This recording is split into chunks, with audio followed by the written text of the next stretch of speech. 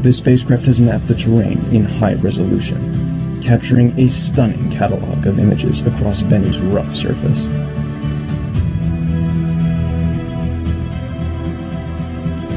And now, we are ready to target Site Nightingale for the touch-and-go sampling event.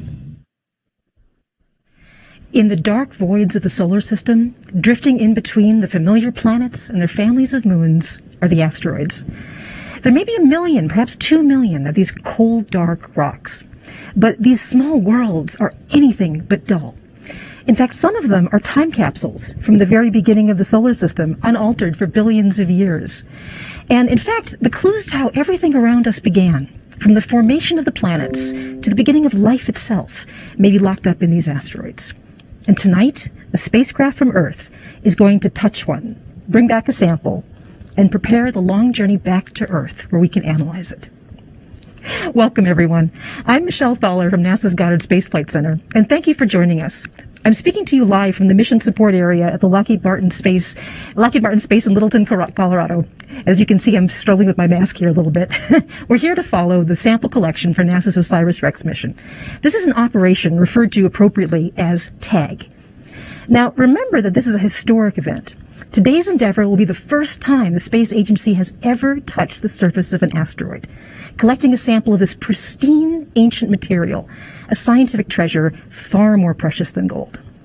Joining me throughout the show will be the principal investigator of the OSIRIS-REx mission, Dante Loretta. Welcome, Dante. Thank you, Michelle. It's really great to be here today. I'm a professor at the University of Arizona, and I have the honor and the privilege of leading this amazing mission for NASA and really for the world.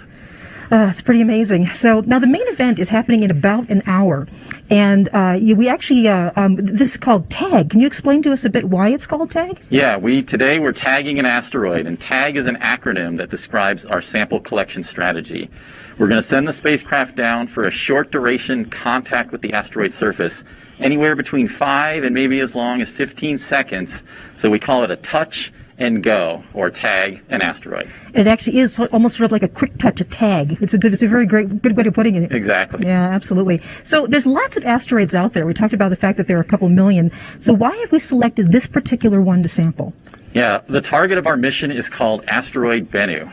And when we were designing the mission, we had to consider both engineering constraints and, of course, our science objectives. And when we looked at the capabilities of our spacecraft, we knew we needed to go what was called a near-Earth asteroid. So we were basically looking at its orbital properties and its location within the solar system. We needed an object whose orbit was pretty similar to the Earth, so that we could launch off of our planet, rendezvous and spend some time at the asteroid, and then leave and bring this precious scientific cargo back to Earth. Absolutely. And then from the science perspective, we're really answering some fundamental questions.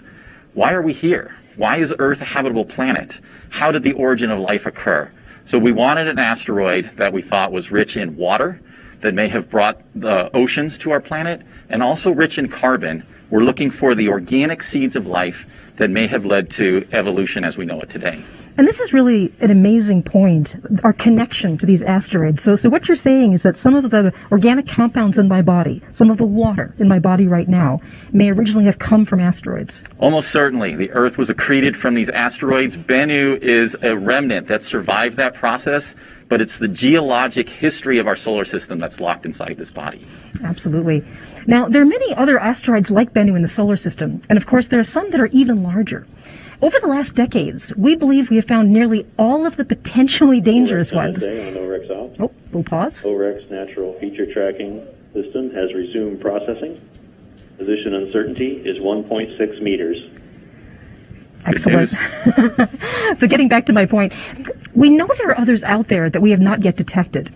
You know, in fact, just this past August, a truck-sized asteroid missed the Earth by less than 2,000 miles, and nobody even knew it was headed our way until it already passed us by. So for our survival, it's essential that we understand what's out there in our environment in space. And this is one of the main objectives of the OSIRIS-REx mission. We'd like to go out and meet Bennu before something like Bennu comes and meets all of us. So Dante, what can you tell us about this idea of planetary defense? So as a result of Bennu having this optimal orbit for sample return, it also is what we call a potentially hazardous asteroid. because its orbit literally does cross the orbit of the Earth, and there's a probability about 150 years in the future that Bennu may in fact impact our planet, creating a natural disaster. So OSIRIS-REx is really trying to study Bennu's orbit very precisely. We know that sunlight actually influences the trajectory of these small asteroids, and we're studying that phenomena, how it interacts with the asteroid surface, and ultimately how it's going to allow us to assess the impact risk that Bennu poses to the Earth. Absolutely. So the idea of planetary defense isn't just an intellectual exercise. It's something that NASA takes very seriously. A little later in the broadcast, we're going to talk with some people more about protecting the planet from surprise visitors from space. So back to Bennu. We have a lot of exciting stuff to share with you about this tag operation, from how it works to why this overall mission matters so much. And you can be part of this too by joining us on our social media platforms. I'd like to introduce James Traley at our social media desk. James. Yeah, thanks, Michelle. My name is James Traley, and I'm a producer at NASA Goddard Space Flight Center. And today, I'm joining you on social media to share the excitement of the OSIRIS-REx mission and this incredible sample collection event at Asteroid Bennu. To join us today, you can use the hashtag #BennuAndBack on Instagram, Facebook, and Twitter to join the conversation and share the excitement with all of us here. You can also follow the mission's Twitter account at OSIRIS-REx for live updates as we make our tag attempt. We actually have a poll going on at this Twitter right now, where we're asking you, how much sample do you think OSIRIS-REx will pick up at Bennu today? I'll check back in with you in a little bit for the results, but for now, back to you, Michelle. Thanks, James. Okay, so right behind me is the MSA, the Mission Support Area for OSIRIS-REx. And today it is filled with very excited people, the scientists, engineers, and technical specialists who've worked on this mission, in some cases, for more than a decade. So back there is Gary Napier from Lockheed Martin. He's right in the middle of it all. So, Gary, what's the feeling in the room? Michelle, like you said, I am just right behind you, about 20 feet. We're here in the larger Lockheed Martin Mission Support Area, where we're operating 6 of NASA's spacecraft around the solar system, 4 of them at Mars, 1 of them at Jupiter, and this one right here, OSIRIS-REx. We're going to take you into the Operations Center here at OSIRIS-REx. This is where the flight team is right now. The controllers are already on board. We've heard some good call-outs right now. And in a little while, we're going to come in here and talk to some of them and see how things are going. It's looking really good right now. Back to you, Michelle. Thanks, Gary. So I think right now we have to acknowledge something, that this is a bit of an unusual broadcast. We're dealing with some pretty big challenges tonight because we're doing this all in the midst of a pandemic. So you'll notice that I'm wearing a mask. I've certainly never hosted an event wearing a mask before. Forgive me if I struggled with it a little bit tonight. Make sure that it's in the right position. And when we interview people, you'll notice that we'll be standing farther away than normal. And also, I'm going to stay right here. Normally I might be back in the mission support area, but I'm not allowed to go back there. I'm isolated from them. So it's amazing that with the incredible operation going on at Bennu tonight, and the people all around me who've been working on this for years to make this a success, we still have to deal with the challenges of COVID-19. And so, tonight our attention is going to be on this wonderful event, actually sampling an asteroid. And, that's incredibly adventurous. It's very happy, but we're going to remember to actually take care of each other. We can't forget that. So please bear with us today as we are working with our masks and trying to do this the best way we can. Okay, so Dante, give us a chance now. Give us sort of an idea about how the engineers back there are actually flying OSIRIS-REx. So it's important to understand that the spacecraft is actually literally on the other side of the solar system, over 200 million miles away from the Earth. So any signal that we were to transmit here would take over 18.5 minutes to reach the spacecraft. So when we get these signals back, we're actually seeing things that happened in the past at the asteroid. As a result, we have to have a very smart spacecraft. It has to make its own guidance calculations and make its own decisions. And in fact, instead of getting high data back, we're only getting a very low data rate, what we call breadcrumbs, just key pieces of information from the spacecraft that tell us when key events have taken place in the tag sequence. OREX has processed its next image. Position uncertainty is 0.9 meters. So that's an example of the kind of information that we're getting back from the spacecraft. It's got its onboard natural feature tracking system, which we're going to hear a lot more about today. Absolutely, yeah. All right, so I guess after that, we are dealing with, actually the tag event itself, but I understand that we're not going to be able to see images tonight in real time, that we have to wait a while. Why is that? The images take a lot of data to bring back from the spacecraft to the Earth. And since we're on that low data rate, what we're using today is this real-time simulation that we've put together. So what we're seeing here, and we'll be referring to this throughout the broadcast tonight, this isn't any kind of real information from outer space. This is what we expect the spacecraft to be doing. So it'll let us know when key events are programmed to take place on the spacecraft and to be received back on Earth. There may be some lags in communication, but this is going to really help us visualize what's actually happening at Asteroid Bennu. So when will we expect those first images? So everything's going to play out at this very low data rate through most of the broadcast today, and then the spacecraft has to back away from the asteroid surface, it has to cool off, it has to get back on its solar arrays, and then it's going to turn that high-gain antenna to the Earth this evening, and we expect images to be coming in overnight, and we hope to have some great information for everybody by tomorrow. I'm really looking forward to those images. People around the world are. So at this point, the spacecraft has left its home orbit and it's on its way to the sample site. And every minute now, we're drawing near to that moment when OSIRIS-REx touches the surface of Bennu. So while we're waiting, let's check in with James at our social media desk. Yeah, thanks, Michelle. So a few days ago, we actually hosted a Reddit AMA with a few of our scientists and got a lot of fantastic questions. We wanted to recap a couple of them for you right now. So our first question asks, how is it possible to map such a tiny speckle in the sky? Do you have any detailed images that you can share? Do you really see the landing site, or is it all based on measurements of some weird properties and calculations? So yes, our first observation of Bennu actually came from right here on Earth, from the Arecibo Observatory in Puerto Rico. This huge radio telescope gave us a basic understanding of the rough shape of Bennu, this kind of strange top-like shape that you see right here. As OSIRIS-REx was actually out in space and began making its approach closer and closer to the asteroid, it used its suite of onboard camera instruments to actually image the surface in increasing detail. Bennu grew in detail from just a few tiny pixels on our screen to this super high-resolution world that you see right here, littered with giant, rugged boulders. Another question from Reddit is asking us, let's see here, as it loads in, yes. So, would it have been feasible to have a robotic arm pick up a rock? Would a single rock have been better than 100 tiny grains of sand or ice? So, the team had originally designed OSIRIS-REx to sample on a nice, flat, sandy-like surface. But as you just saw, Bennu is not at all like that. It's super rugged and filled with giant boulders. So the team had to work with what we had designed for, which was that flat, sandy surface. If we were to try to sample on a rock, that actually presents a number of challenges of its own. For example, if we were to pick up a rock, it might actually just crumble away, and we wouldn't actually get a sample out of it. Also, some of these rocks might actually be a bit too stuck to the surface, and if we were to try to pry those loose, they might not actually budge, and we wouldn't actually even get a sample. So, these are all things that the team has to consider when designing something that's going to be operating millions upon millions of miles away from us here on Earth. So for now, back to you, Michelle. Thanks, James. We'll be back to you more for later. Okay, now, I have been a Star Wars fan nearly all my life, and in one movie, Darth Vader said, rather famously, that asteroids do not concern me. But that is certainly not true for us this evening. We are all about asteroids here at the Mission Support Area in Littleton, Colorado. And we are bringing you live coverage of our attempt to collect a sample from the asteroid Bennu. Now, OSIRIS-REx is a one-of-a-kind spacecraft with an extraordinary team of engineers and scientists charting unexplored places. It was launched on September 8th, 2016. The vehicle has traveled over 2.2 billion miles on a complex route to reach Bennu. It's scheduled to deliver its precious cargo back to Earth in 2023. So now let's take a closer look at OSIRIS-REx. Over 200 million miles away from Earth, NASA's OSIRIS-REx spacecraft is preparing for an ambitious sample collection attempt at asteroid Bennu.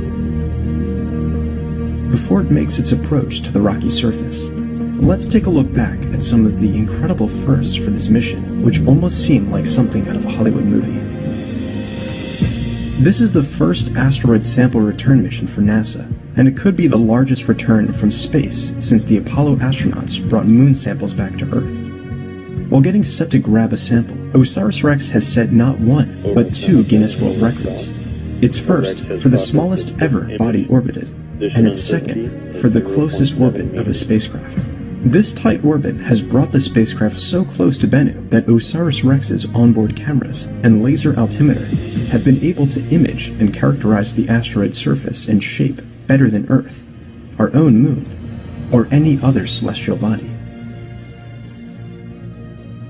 OSIRIS-REx has imaged Bennu down to 5 cm per pixel resolution, providing us with an unprecedented view into this rocky and boulder-filled world.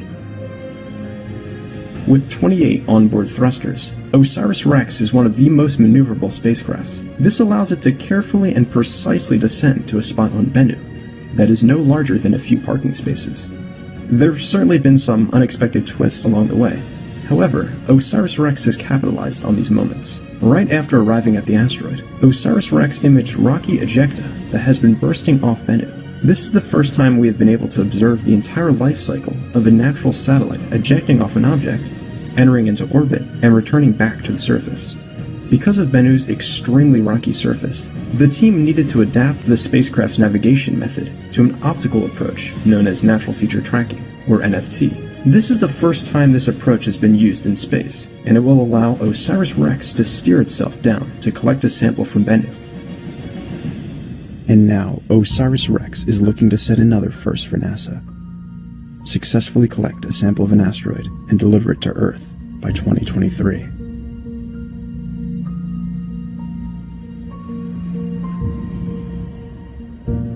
Welcome back. If you're just joining us, I'm Michelle Fowler from NASA's Goddard Space Flight Center, and with me is Dante Loretta from the University of Arizona. And you are here with us on a historic evening. It will be NASA's first sample return from an asteroid, the attempt to actually sample the asteroid Bennu. The spacecraft OSIRIS-REx is descending toward Bennu right now to take a sample and return it back to Earth. So Dante, let's talk more about this real-time simulation that we're looking at.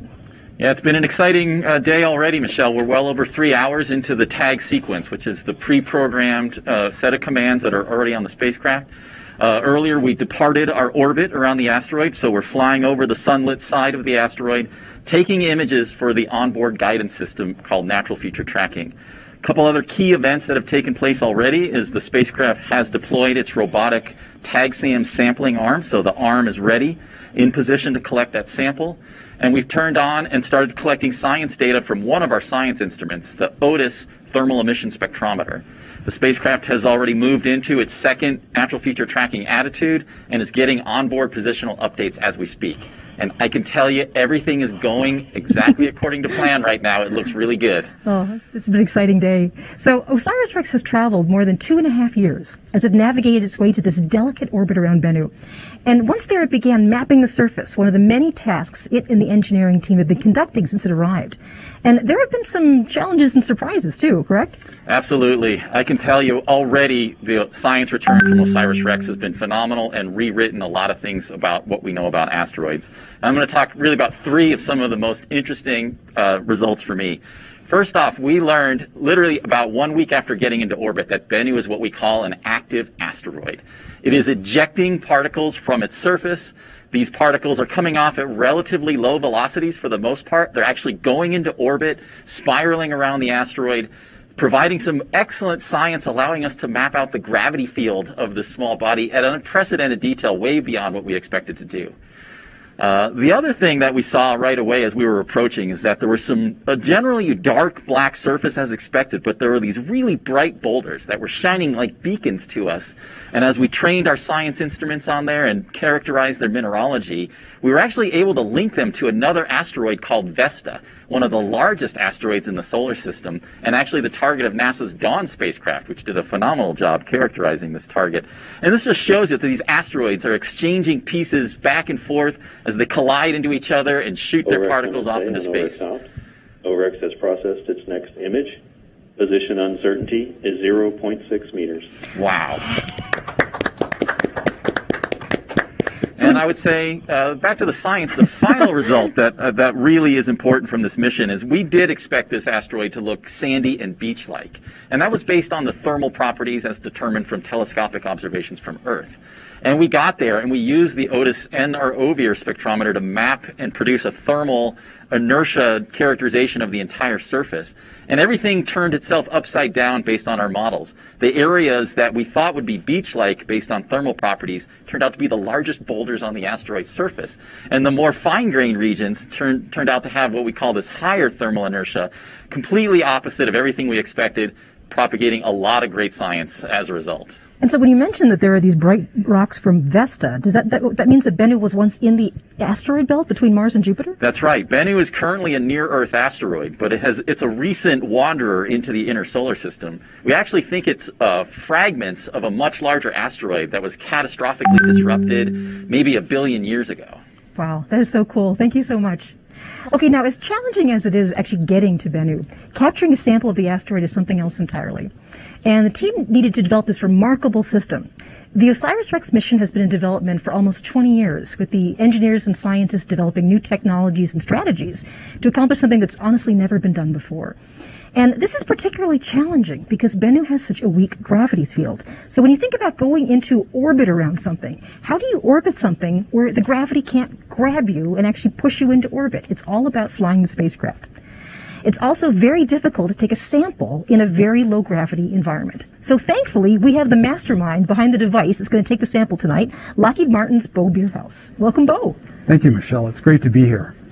Okay, so let's talk a bit about why working in this low gravity environment makes it tough to get a sample, because you might think sort of at first you could just take like a robotic claw or a robotic arm and scoop something up, but that's not going to work in these conditions. That's exactly right. The microgravity of Bennu provides a challenge of sampling that we don't normally face on Earth. You can imagine trying to use a shovel or a scoop on Earth, and the ground pushes against you, but the gravity keeps you on the ground. On Bennu, the surface gravity is thousands of times lower than on Earth, so if you pushed a shovel or a scoop into the ground, you'd push yourself right off the surface. So we had to come up with a technique that worked with this very low gravity. We also had the challenge of uncertainty of the mechanical properties of the surface. And both of those things made landing a challenge. We wouldn't know how to grapple particularly well in this material. So we had to come up with a technique that worked in the microgravity environment and that could work in this tag architecture, this touch-and-go architecture of just a few seconds long. Now, I understand you have brought some models with you, both of the spacecraft and of the instrument that will be taking the samples. So show us what you've got here. That's exactly right. So this is a scale model of the spacecraft. The arm is extended in the sampling position. Partway down the arm, you can see 3 gas bottles. We'll use one of them today. This has high pressure nitrogen gas, which passes down the arm into the TAGSAM head itself. And here I have actually a full-scale TAGSAM. It's actually a device that we used for collection testing on Earth. The gas comes down. I don't have the tubing here to show you, but the gas comes down to the center of the TAGSAM, is split into 2, and passes underneath the head. There is now a high-pressure bubble of gas underneath the head that is mobilizing material, much like wind blows dirt on a dusty day on the Earth. And we're surrounded by the vacuum of space. So the gas there's a high-pressure gas underneath TAGSAM, and it will escape into the low-pressure environment of the vacuum of space surrounding it. And it does so through this screen around the entire perimeter of the TAGSAM head itself. But while the gas can escape, the screen traps the material safely inside. It's one of these sort of brilliant things about engineering for space is to have things that are really, really rigorously built and they can't break easily. And so there aren't even any moving parts here, and you're using the vacuum of space itself to provide the pressure to collect the sample. That's exactly right. When we were first designing this device many years ago, we were thinking we wanted to keep it as simple and as robust and as foolproof as possible. We didn't want any mechanisms. We didn't want any electrical devices. The entire collection is driven by the dynamics of the gas itself. So once the gas is released from the bottle and travels down the arm, the gas does all the work. That's so cool. So what size particles are we talking about collecting here? Well, TAGSAM is designed to collect 2-centimeter particles, and I have some examples here to show you. So this is a 2-centimeter sphere. It's about the same diameter as a nickel. But of course, most geologic materials aren't actually perfect spheres. Most geologic materials are irregularly shaped. OREX has processed its next image. Position uncertainty is 0.5 meters. Oh, that is fantastic. Excellent. So we're going where we need to go to get this material. So most geologic material is irregularly shaped. So this rock is actually about 4 centimeters long in its longest dimension, but we were still able to collect this in a test on Earth. And that's because even though it's 4 centimeters in this dimension, you can see that it's much less than 2 centimeters in that dimension, or even 2 centimeters in the other dimension. So while we're limited in one direction for 2 centimeters, as long as the other 2 directions are less, we can actually collect much larger particles into the TAGSAM head itself. Well, excellent. So I understand we have some animations queued up to give us a sense of what's going to happen on the asteroid tonight. Sure thing. So what you're seeing is the spacecraft descending at a leisurely 10 centimeters per second to the surface, 15 times slower than walking speed. It contacts, the spacecraft senses contact and fires the gas. The gas mobilizes material underneath the TAGSAM head. That gas escapes into the vacuum of space through the perimeter and materials collected inside the TAGSAM head. The spacecraft fires its thrusters and backs safely away from the surface of the asteroid. Well, thank you for the tutorial, Bo. I mean, clearly the science community is going to be very excited to study whatever TAGSAM collects. So thank you so much. Thank you. It's wonderful to be here. Okay, well, speaking of all the important the thing that's happening in less than an hour, right now, before we get any later, it would be a good time for us to get a tour of the Nerve Center here at Lockheed Martin Space in Littleton, Colorado. Right behind me is the Mission Support Area, or MSA, and that's where OSIRIS-REx team members are keeping an eye on the spacecraft right now. So let's send it over to Gary. What's going on, Gary? So as I showed you earlier, we're just around the corner from you. This is the heart of the TAG operations, and we thought this would actually be a really good time to kind of check in with the team, see how things are going, and the best person to do that is joining me, and this is Sandy Friend. She's the OSIRIS-REx Operations Manager here at Lockheed Martin. So, Sandy, thanks for joining us. How's the team doing? Oh, the team is great. We've been here on console since 6 o'clock this morning, setting the final commands, getting ready for TAG. Really cool. I know there's like 40 people on your overall flight team, but it seems like there's about 20 of them here right now. Maybe kind of give us a little idea of who some of these folks are and what they're doing. Yeah, absolutely. So this is the amazing OREX team. You can see all of our subsystems here on console, monitoring their telemetry. Like you mentioned, we can't have everybody in here. We do have many team members supporting from other conference rooms in the building and some even from home. So let's talk about a couple of the positions we have in the room. In the back corner over there is Dale Howell. Dale is our TAG phase lead. You've been hearing his voice calling out events as they complete on board the spacecraft. Here in the center area, we have Curtis Miller. Curtis is our NFT lead. He is watching natural feature tracking, and that is how we are navigating to the surface of Bennu today. So he is watching how NFT is performing, how many features we're matching, and how that system is working. So I know natural feature tracking, like you're saying, is kind of keeping an eye on telling us where we're going. And I know we're going to get into that a little bit later in the show. But also it's important just to stay in communications with the spacecraft. So what about comms? Yeah, absolutely. So right behind me here is Sierra Gonzalez. She's our real-time operator, or our ACE. She is working with our Deep Space Network partners. Currently we're on a station in Goldstone and in Canberra, making sure we maintain our comm link. And our comm link is only 40 bits per second, so we're just bringing down that key information, but Sierra's here to make sure we keep that link going and our station operators informed. And right next to her is Estelle Church, and Estelle is our systems coordinator for this event. She's built all the command products that are executing. She's keeping an eye on how everything is progressing on board the spacecraft, talking to all of our subsystems here in the room, and making sure things are going just as planned. Very good. I know you yourself have actually been on this project for quite a while, even back to development. I mean, how are you feeling tonight? No, actually, I'm excited. I feel like we've done everything we can to make this successful, and I've been on this mission for 7 years, so I've watched it go from a spacecraft on paper to being built in our high bay to launch and everything here. And yeah, I'm excited. My kids were excited this morning, and we are ready. Right on. That's so fantastic. So we're going to let you guys get back to it. I know we don't want to interrupt too much. Sandy, thank you so much for joining us. And I know that folks around the world are paying attention to this right now. We're seeing a ton of social media coming in. So let's go over to James on the social media desk and see what some of those conversations are about. Yeah, thanks, Gary. It's awesome to see the team over there in the MSA. You can really feel the energy in the room, especially after every call out from Dale. And right on cue. OREX is slewing to the TAG attitude, the third and final natural feature tracking attitude. All right, so we're inching ever so closer down to the surface of Bennu, but today we also want to hear from you. So you can check in on live updates at our Twitter account at OSIRIS-REx, or using that hashtag to Bennu and back across social media to get in on the conversation. In the meantime, a question I had when I first started covering the mission is, how do you even begin to prepare for a mission of this scale? I mean, when I first heard about OSIRIS-REx, it really seemed like something out of a big budget movie. But this is a reality. We're actually going to be trying to sample on an asteroid. To put things into perspective for you, Bennu is about the size of the Empire State Building. That's really small for an object and makes it exceptionally challenging for us to orbit something with such a weak gravity field.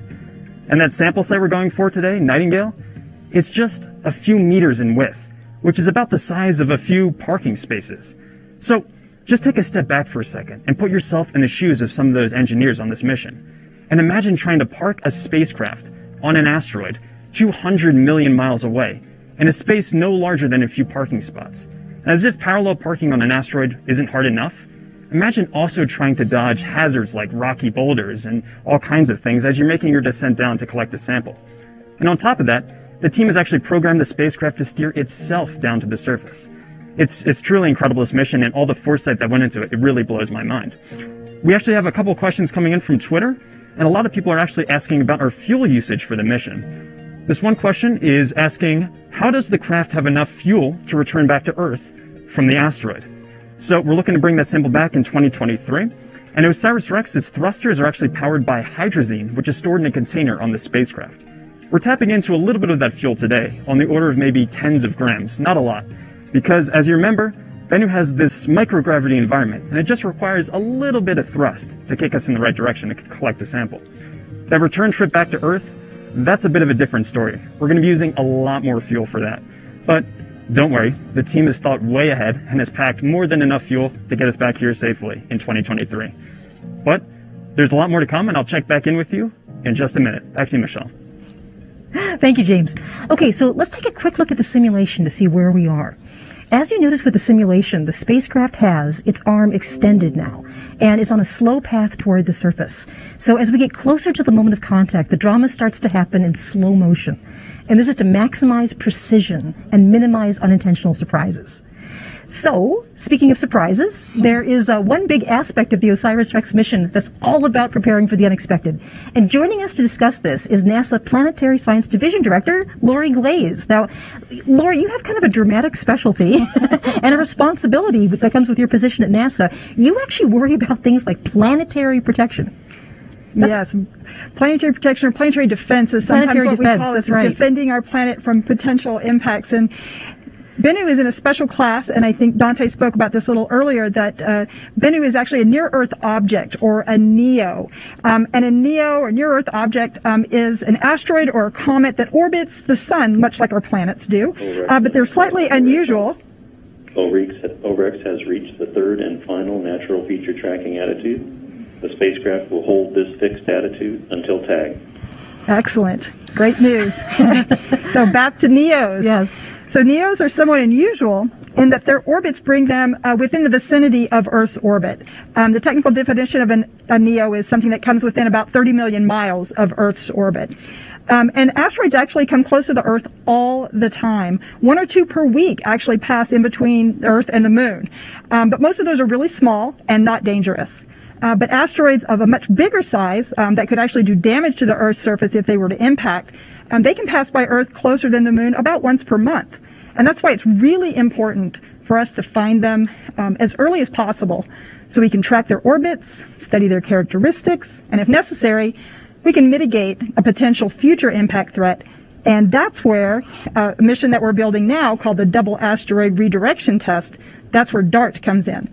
And DART is going to launch in next summer, 2021, and it's going to test something we call the kinetic impactor technique. That could be used one day to help us mitigate a future potential impact threat by bumping an asteroid ever so slightly that's on a collision course with our planet into a slightly different orbit so it misses Earth. Just a little bit is all you need. Just a tiny bit. So, I mean, that is really exciting. Now, I also understand that not all of the asteroids in the solar system are the same. There are different sorts, and NASA has some upcoming missions to study these different kinds of asteroids. So tell us a bit more about that, please. Absolutely. Yeah, we know that the majority of our asteroids are found in the main asteroid belt between Mars and Jupiter. And in fact, we have a mission that's going to launch in 2022. It's called Psyche. It's going to visit one of the biggest asteroids in the asteroid belt that's actually called 16 Psyche. And this mission is going to arrive in early 2026 and help us better understand if this asteroid is potentially actually the core of a planet-sized object. We also have other types of asteroids called Trojans that are clustered in 2 groups that lead and trail in Jupiter's orbit. due to a balancing act of the pull of both Jupiter's and the Sun's gravity on them. NASA has a mission to those Trojan asteroids called Lucy. It's going to launch next fall, about a year from now, and it's going to go visit several of these Trojan asteroids. We have a new mission called Janus, and we selected this mission through our Simplex small mission program line. This mission is going to send actually 2 small spacecraft, very small spacecraft, to 2 binary asteroid systems and help us understand what it is that makes these binary asteroid systems different from one another. And so studying this full breadth of these diverse small worlds will continue to help us fill up the knowledge gaps of how our solar system actually formed and evolved over time. So it seems with all these missions coming up, we're sort of in a golden age of asteroid exploration. But then there's this other aspect of the OSIRIS-REx mission, which is the sample return.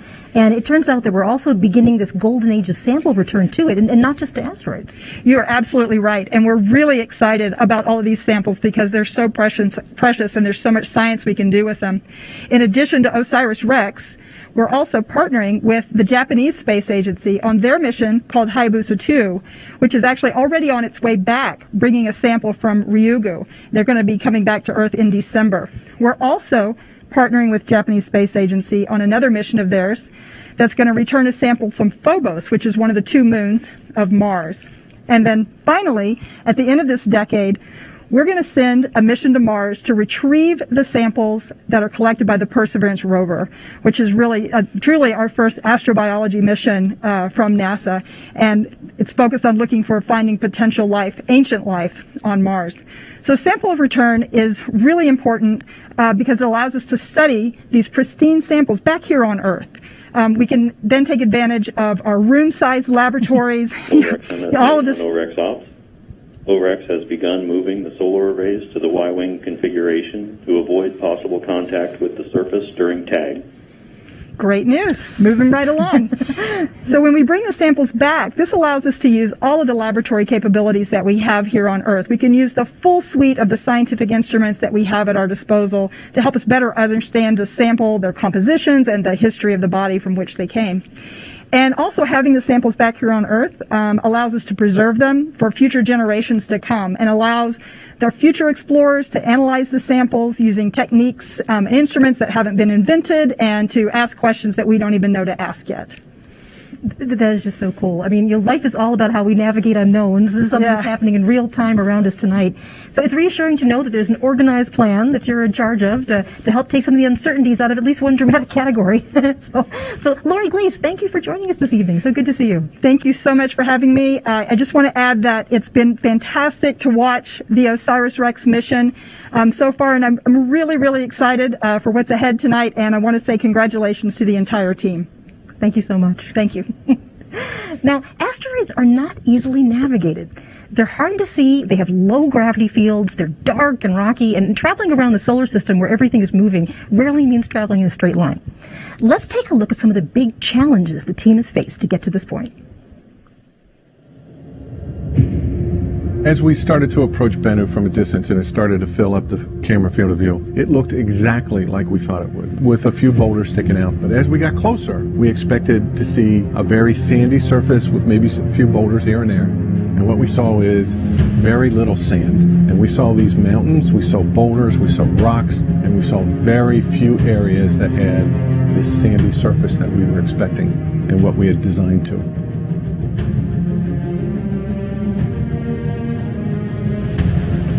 We have never done this before.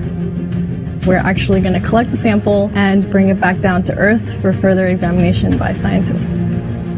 In order to achieve that objective, the OSIRIS-REx spacecraft has been navigating around Bennu for about the last 2 years, studying it in great detail, and also overcoming a number of challenges that Bennu has presented.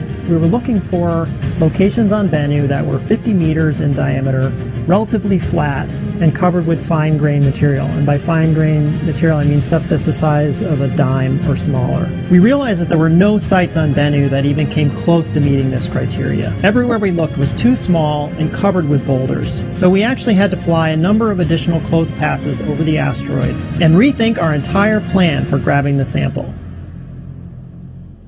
After the additional observations of Bennu, we had to down-select to 4 sites, and then go back and survey those sites even further to select the final primary sample site. My first impression of Nightingale is that's the last place I wanted to go. But as we started looking at other sites, we saw that 1, this is probably one of the most sampleable sites, and 2, we were overperforming in our navigation capability and our ability to contact it. Natural feature tracking works a lot like the human mind in that we pick up landmarks along the way. As we descend, we look at features on the ground. We program the computer to recognize certain features. It takes a picture, says this feature is not where I expected it to be, it's a little bit off to the side, updates its position based on where it's pointed and where that feature shows up in the camera position.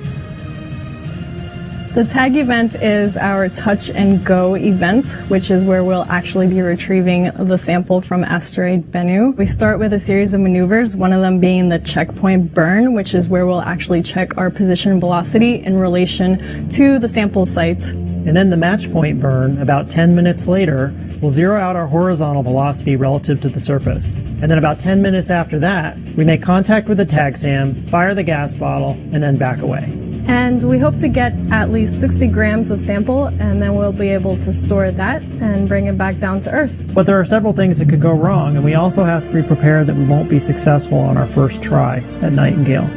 We don't only get one shot at tag. We actually have 3 nitrogen bottles on board the spacecraft, so we can potentially do 3 tag attempts if needed. We go through several what-if scenarios, and this is how we actually prepare for a lot of our contingencies. So we've had to look all around the surface and identify the rocks and boulders that if the spacecraft were to tip over up to 25 degrees, it could come into contact and be damaged. We had to develop a hazard map, which we program into the computer and says, if you're getting too close to those hazards, we'll do a wave off, we'll back away from the asteroid, and we'll come back and do this another day. Everything might work perfectly. We come down, we touch the surface just where we want to, we fire the gas bottle, but the area we contact is covered in large rocks. Those rocks would prevent any fine-grained material from being stirred up and captured in the tag SAM head. Another similar scenario is if the tag SAM were to touch on the edge of a boulder and become tipped up. In that case, when the gas bottle fires, much of that gas escapes out the side, not churning up the material that we want to capture. The day of tag is going to be really exciting, but the excitement for our team doesn't end there. We have to verify that we have a proper sample. First, we're going to image the tag SAM head by sticking it in front of one of the cameras. Then we're going to do a maneuver called the sample mass measurement, in which we stick out the arm and we spin the spacecraft in order for us to decide if we've collected enough mass to be able to stow the sample and return home, or if we have to try again. This is the culmination of a lot of work. It's probably one of the most exciting missions that I've worked on. It is really exciting to know that we're finally going to be able to touch the surface of the asteroid and collect the sample to return back to Earth. So step back for a moment and realize that tonight's events are exceedingly rare and historic. Humanity has only landed on a few different bodies in the solar system, and actually retrieving a sample is even more rare. So luckily with me tonight are some of the people that know better than anybody all the challenges that it took to get here. So let me introduce Mike Moreau. Mike is the OSIRIS-REx Deputy Project Manager at the Goddard Space Flight Center, and Coralie Adam is Tag Navigation Manager at Kinetics Aerospace. So welcome, Mike and Coralie. How you guys doing? So excited. So excited. We're less than a half hour from tag now. Yeah, you can feel the energy all building. So I should mention at this point that it's possible, you've been hearing this before, cheers from the MSA. So can you give us a sense what's going on right now? Yeah, so every few minutes, a navigation camera image is taken by the spacecraft of the surface below, and it's sent to the Natural Feature Tracking System. And that system identifies features in the image and sends a signal back to Earth that it was successful. Position uncertainty is 0.5 meters. And the team celebrates. It tells us we're on track to our next target and on track to tag.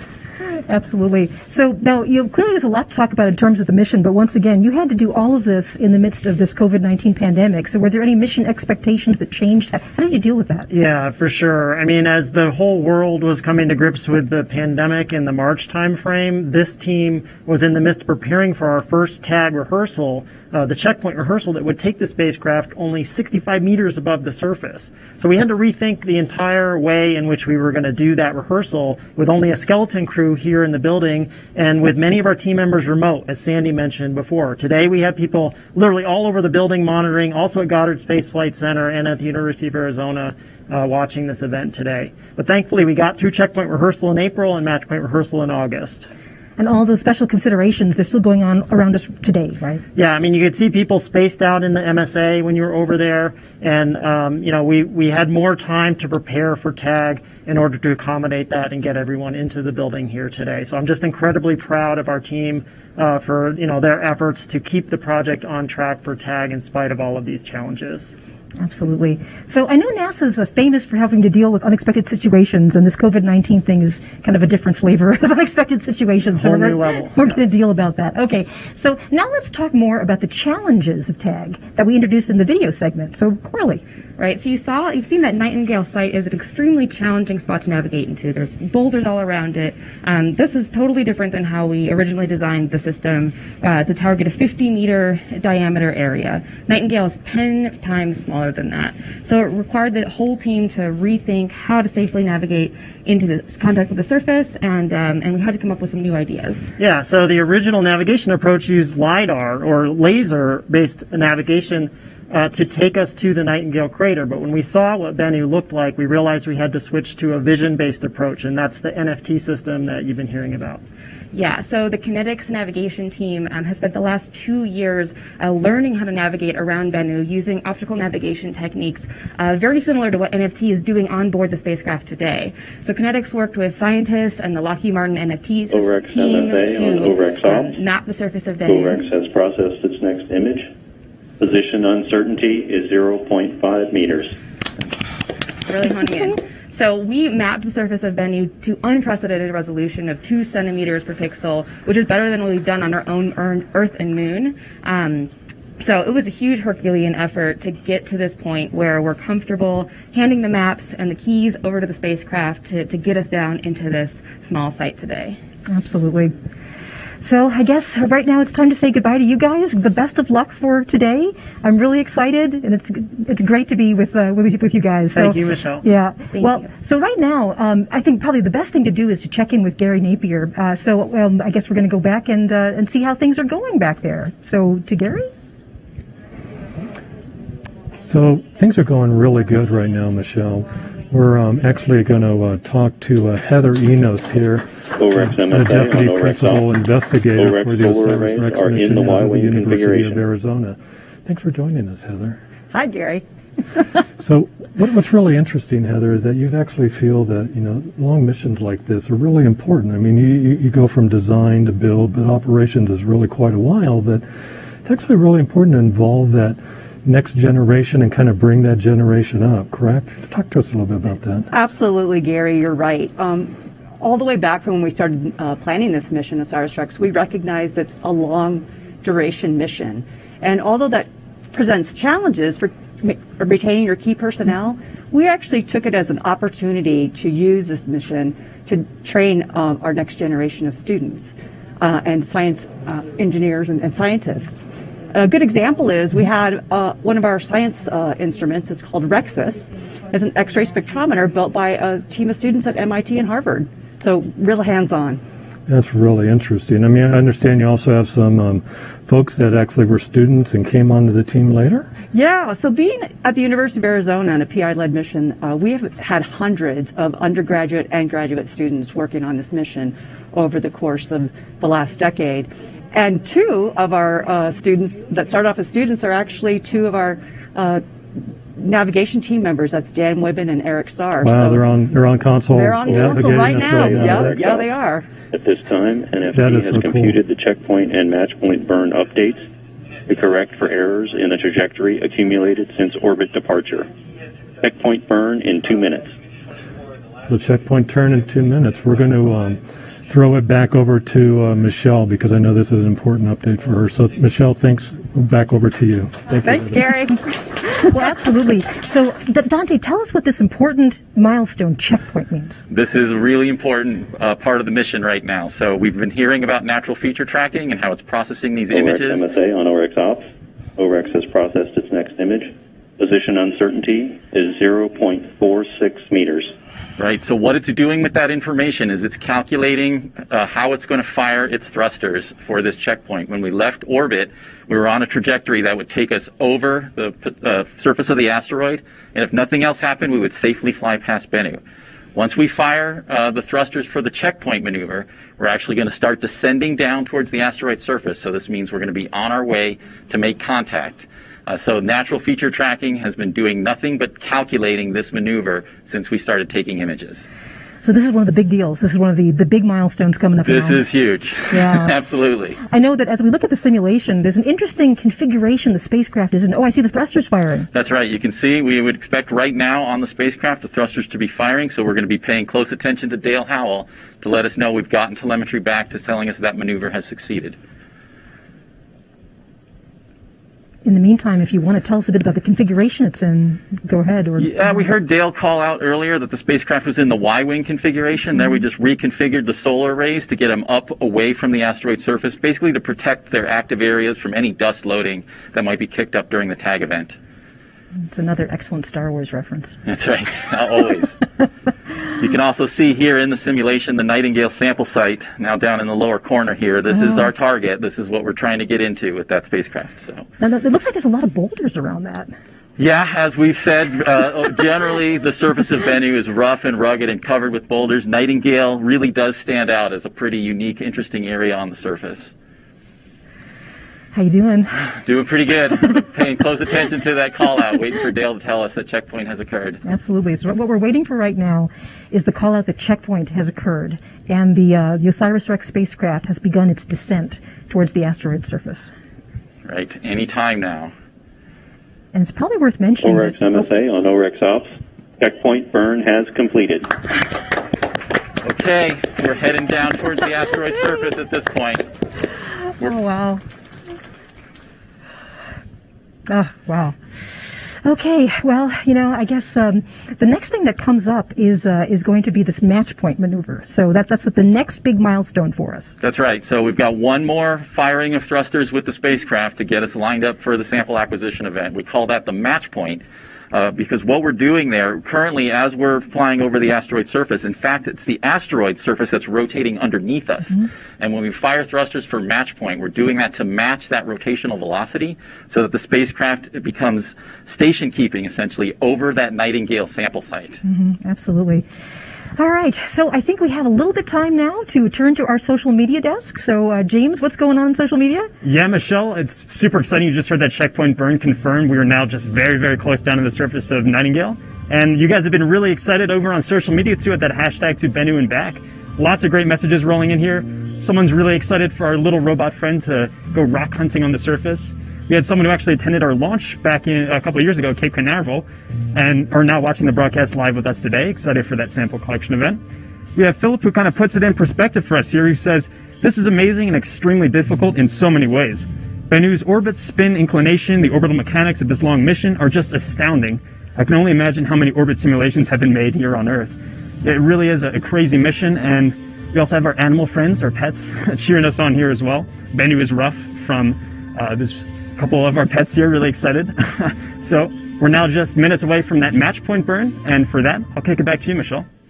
Okay, excellent. So, just a few minutes ago, Dante, you were saying that this landing site is sort of a unique area on the asteroid. Tell us about this site.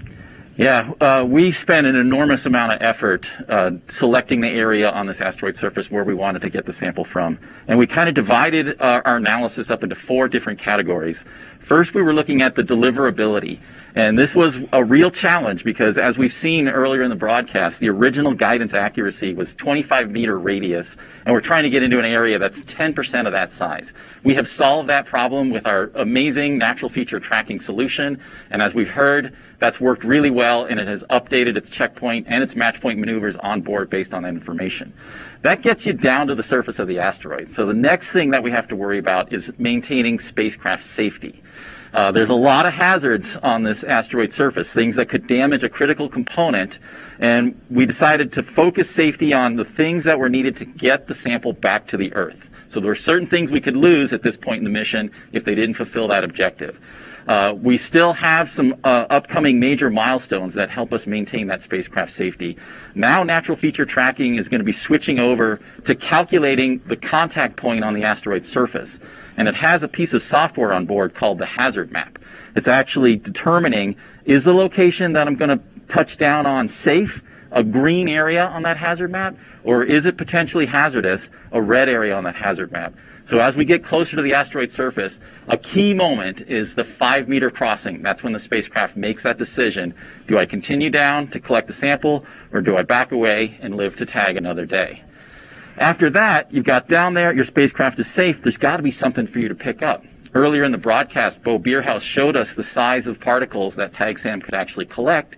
So we had to map the Nightingale area and other potential sample sites well below that 2-centimeter resolution. And in fact, we got 3.5 millimeters per pixel all over the Nightingale sample site. And we were really excited to see lots of particles of that size.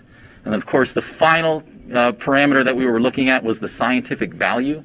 And I can tell you the good news is any sample from Bennu is scientifically valuable. We've seen these hydrated clay minerals, we've seen organic molecules, carbon-bearing minerals all over the surface of the asteroid, exactly the kind of material that we're hoping to bring home. So I understand the next big milestone we're looking for here is something called match point. That's right. So what happens at match point? Match point is the final maneuver that the spacecraft performs by firing its thrusters. And that's where we become centered over the Nightingale sample site and begin that final descent down to the asteroid surface. And the spacecraft is solely focused on its safety calculation and the decision on whether or not it's going to proceed down to collect that sample. Of course, the amazing thing about match point is that the asteroid itself is actually rotating. So when we go to match point, the spacecraft has to match the rotation of the asteroid so it comes directly down onto it. That's right. So how fast is Bennu rotating? Bennu has a rotation period of 4.3 hours. So that's basically the length of the day on the asteroid. On Earth, the rotation period is 24 hours, which is why a day on Earth is 24 hours long. So that translates, because Bennu's a pretty small object, as we've seen, 500 meters or about the same size as the Empire State Building. At the equator, the surface is moving at 10 centimeters per second. And it actually gets slower and slower as you go to higher latitudes. By the time you get to the North Pole, it's 0. Nightingale's pretty far north, so it's actually much lower than 10 centimeters per second. And that just kind of shows you the delicate precision nature of this mission. You know, we've got to get very low thrust maneuvers, very delicate, very slow approach to the asteroid surface. Everything kind of happens in slow motion when you're operating in a microgravity environment like Bennu. So what's the next critical milestone after match point? After match point, we're going to be looking for the natural feature tracking system coming back online, taking those images and additional correlations and precision on its knowledge of its position. And we might expect it to actually jump up. We've been hearing natural feature tracking uncertainties on the order of 0.5 meter. It may go up a little bit as it goes through. On ORX ops. ORX natural feature tracking system has resumed processing. Position uncertainty is 1.6 meters. So you can see there we went back to 1.6 meters. That's because we went through the checkpoint maneuver. So whenever you impart a thrust like that, it adds uncertainty into the system. And we're seeing that with the natural feature tracking system right now.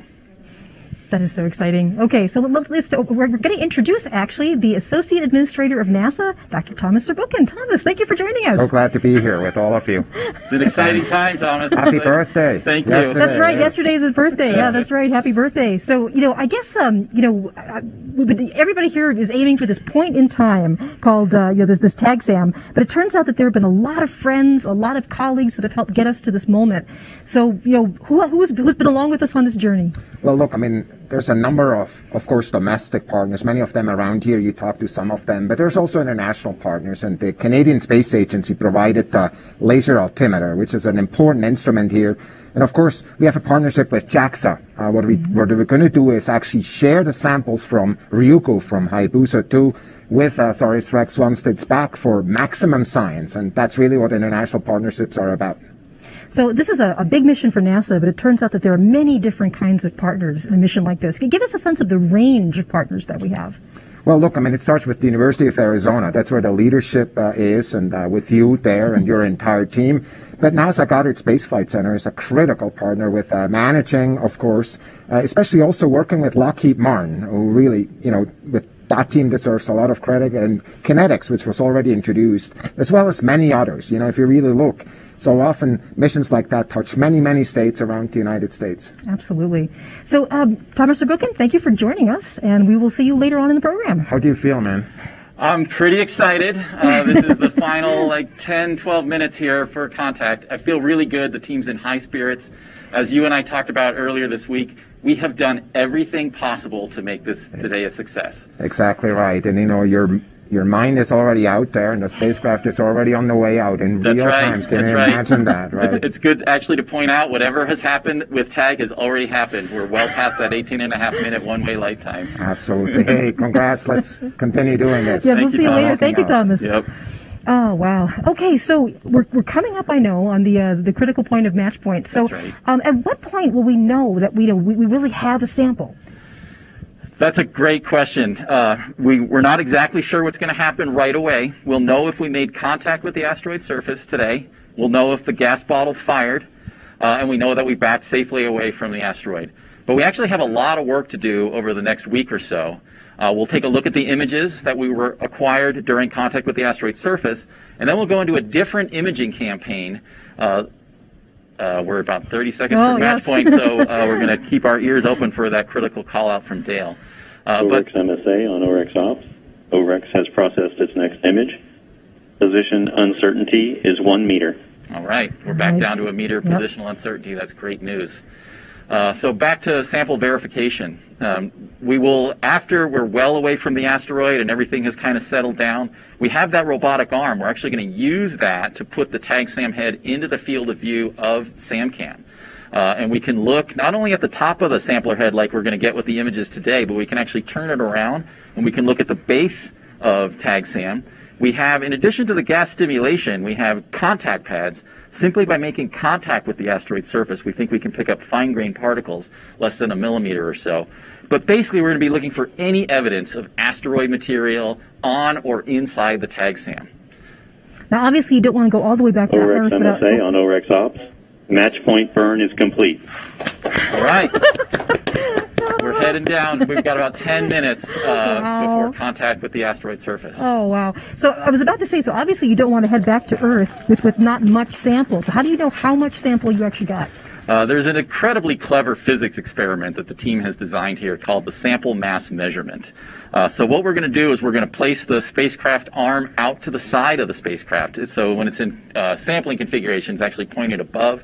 For this, we point it out in the other direction and we kind of spin the entire spacecraft around.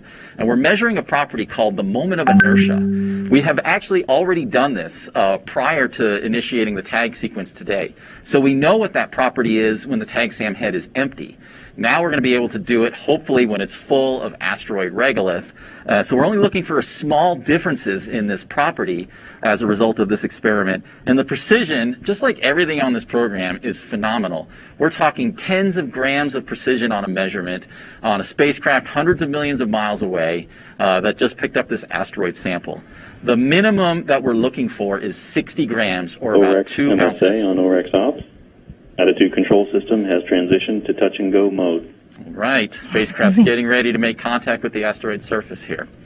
So the sample mass measurement will tell us if we have 60 grams or more of material, and that'll happen on Saturday later this week. Excellent. Okay, Dante, this is it. You know, the engines have given us a push in the right direction, and OSIRIS-REx is on course to make touchdown on an asteroid.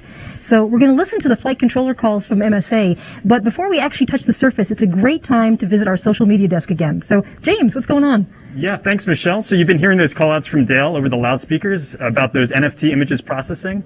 It'd be awesome to actually grab a camera and make the trek out to Bennu to photograph it up close in person. But, you know, as we've mentioned, Bennu is a little bit far away from us right now, on the order of 200 million miles away. But don't worry, here's something OSIRIS-REx can deliver to you right now from the comfort of your own home. If you're on Instagram, you can head over to @NASA Solar System. We have 2 AR filters that you can use on your social media stories. This first one's called OSIRIS-REx and You and features OSIRIS-REx playing tag with Bennu around your head. The second one is called To Bennu and Back and allows you to place an asteroid wherever you are, at home, at school. Bring an asteroid with you. So I understand we actually have a question coming in from Instagram from Mauricio, who asks, how do you manage the force back from touching down? I mean, the moment the spacecraft touches the surface, it should experience a similar force in the opposite direction. How do you manage that? Well, thanks Mauricio, so the team actually thought ahead for this one when designing that sample arm. They actually added the spring-like mechanism to it that you can think of a bit like a pogo stick. If that sample arm were rigid, when contacting Bennu, it would stop its downward motion, and when firing the gas bottle to stir up a sample, we would just kick right back off into space, as Bo Bierhaus.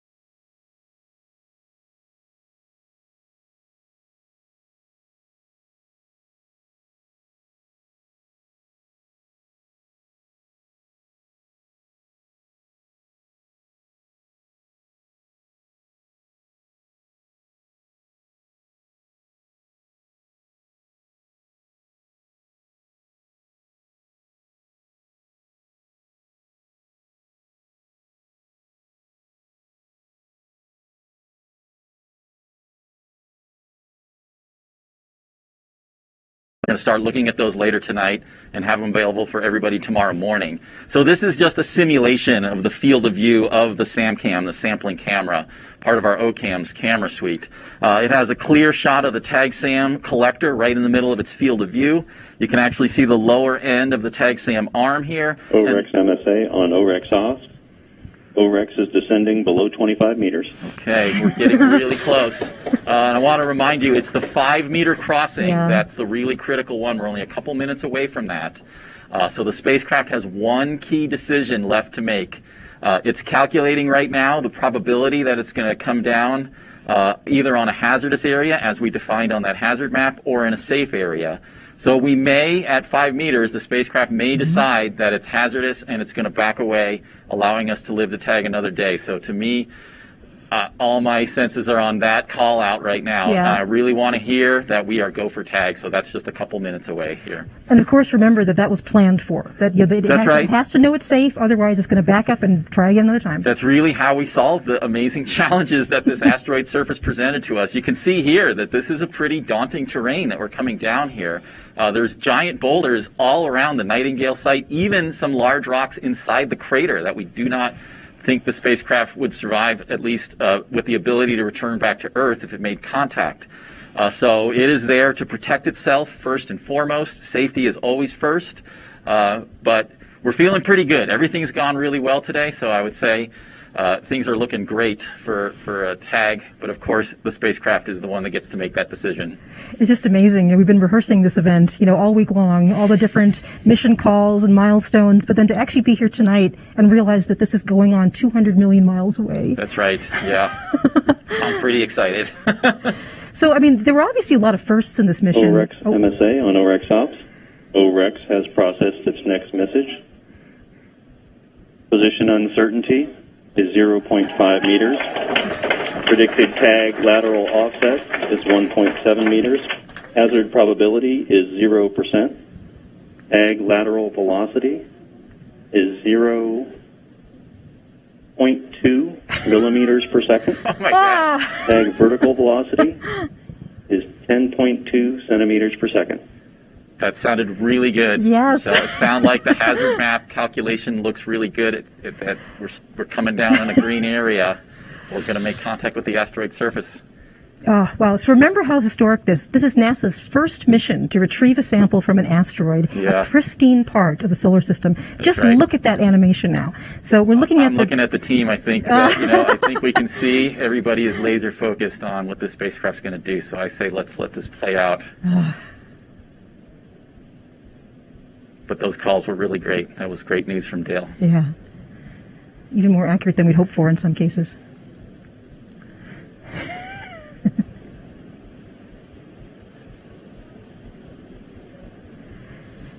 Everybody seems happy. Yeah. So I guess, there were obviously a lot of firsts in this mission, and there was a time when you said, a lot of what ifs, basically. What if we could actually send a spacecraft to an asteroid? What if we really could bring back a sample of the solar system from billions of years ago? Do you remember where you were when those what if questions? OREX MSA on OREX ops. OREX has descended below the 5-meter mark. The hazard map is go for tag. Contact expected in 50 seconds. We're going in. We're going in. Touchdown declared. All right. Sampling is in progress.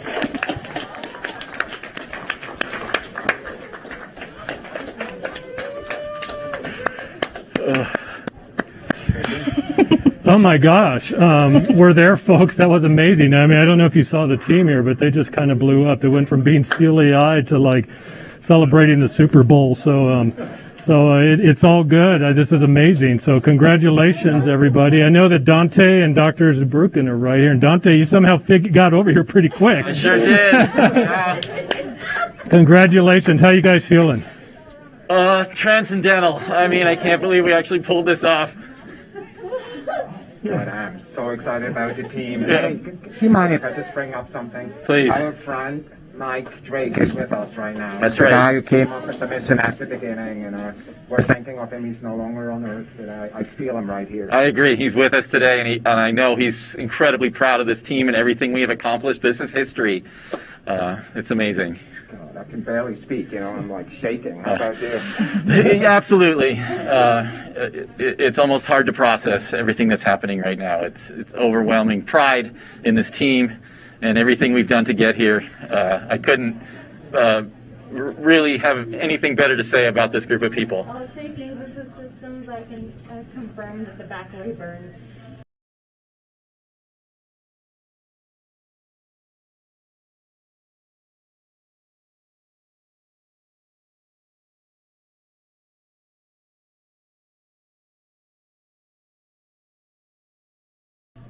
OREX MSA on OREX ops.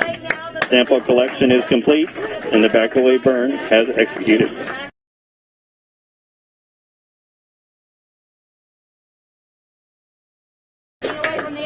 All right. We're on our way back. Now,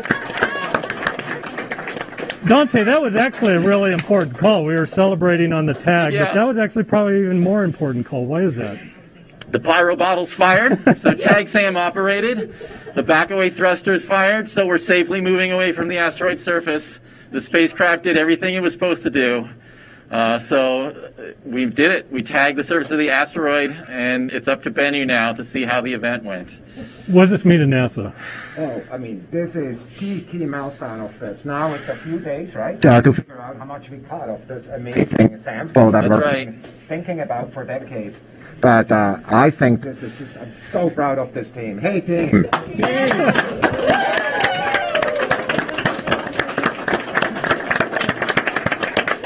Oh, my goodness. Oh, my goodness. Well, I got to tell you, this has been a fantastic day, a fantastic journey. We're so proud of both of you for being here and supporting that team. We're going to get back over to the stage and Michelle, but some really good news. So back to you, Michelle. Thank you. one of those moments we're all aware of COVID-19 because I want the hugs and the high fives and everything, but we're all going to keep each other safe. There are lots of super excited people all over who want to share in this moment and share their congratulations. No kidding. So let's take a moment to hear a few words from 3 institutional leaders who couldn't be here tonight, but they're cheering on the team on behalf of so many supporters. Hi, everyone. Dennis Andrusick, Goddard Center Director. I am just so excited that OSIRIS-REx is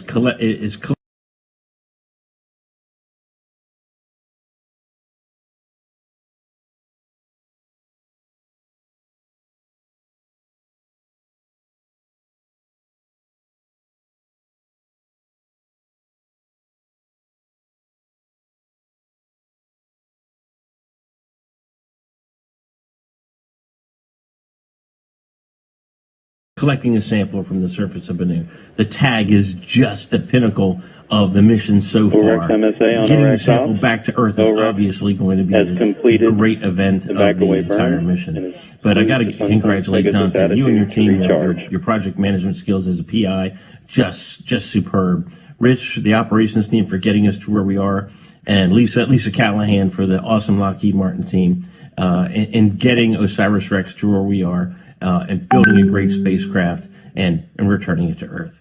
Go OSIRIS-REx. Today's an exciting day. As OSIRIS-REx begins its descent to Bennu, the nation is looking forward to the news of a successful tag event. OSIRIS-REx team members have been working on this project for more than a decade, and the work being done is hard, and it's complicated, and it's necessary. Understanding the makeup of Bennu will help us better understand our universe and how to protect our most important asset in space, Earth. I want to wish the best of luck to the entire OSIRIS-REx team, including our partners at the NASA Goddard Space Flight Center, the University of Arizona, and especially the mission operators and engineers right here at Lockheed Martin. Go OREX! The University of Arizona is incredibly proud of its long tradition of excellence and leadership in space exploration. I'm thrilled to see the OSIRIS-REx's mission's achievements carried this tradition forward today with NASA, Lockheed Martin, and all of our incredible partners. Congratulations to all of the OSIRIS-REx mission team members. You have shown the world how our determination, creativity, and talent can advance the capabilities of our entire nation. And I can't wait for the amazing science we will see with the sample return in 2023.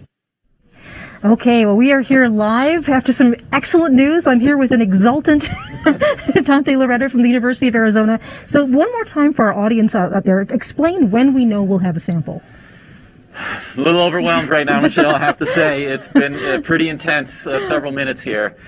I can tell you that everything went just exactly perfect, which is kind of the hallmark of this team.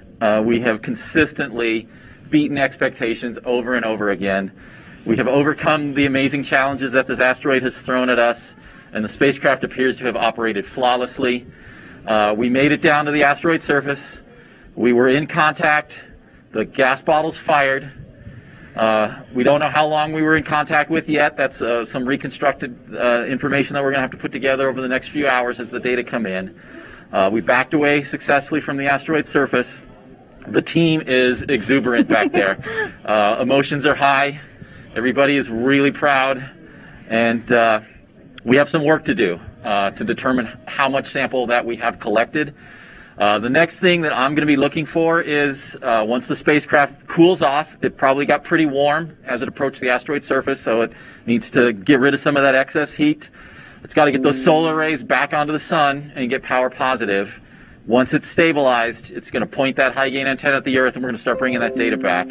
And those SAMCAM images are going to tell us an enormous amount of information about how the events of today went. We're going to be looking at a whole series of images as we descended down to the surface, made contact, fired that gas bottle, and I really want to know how that surface responded. We haven't done this before, so this is a new territory for us. And the whole science team, I know, is really looking forward to that information.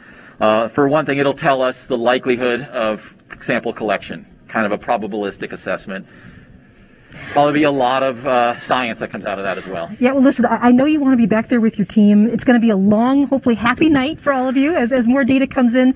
Thank you so much. It's been such an honor to be with you. Thank you. Thank you, everybody, for a great evening. And kudos to this team. It's an amazing experience. Oh, wow. And history was made tonight. Absolutely. Sure. So, what we're going to do now is actually take a closer look at this beautiful terrain that we've actually sampled. We've identified over 1 million asteroids in the solar system. But remember, Bennu is what's called a NEO, a near-Earth asteroid. So instead of orbiting in the main asteroid belt between Mars and Jupiter, it has an orbit fairly similar to our own planet, Earth.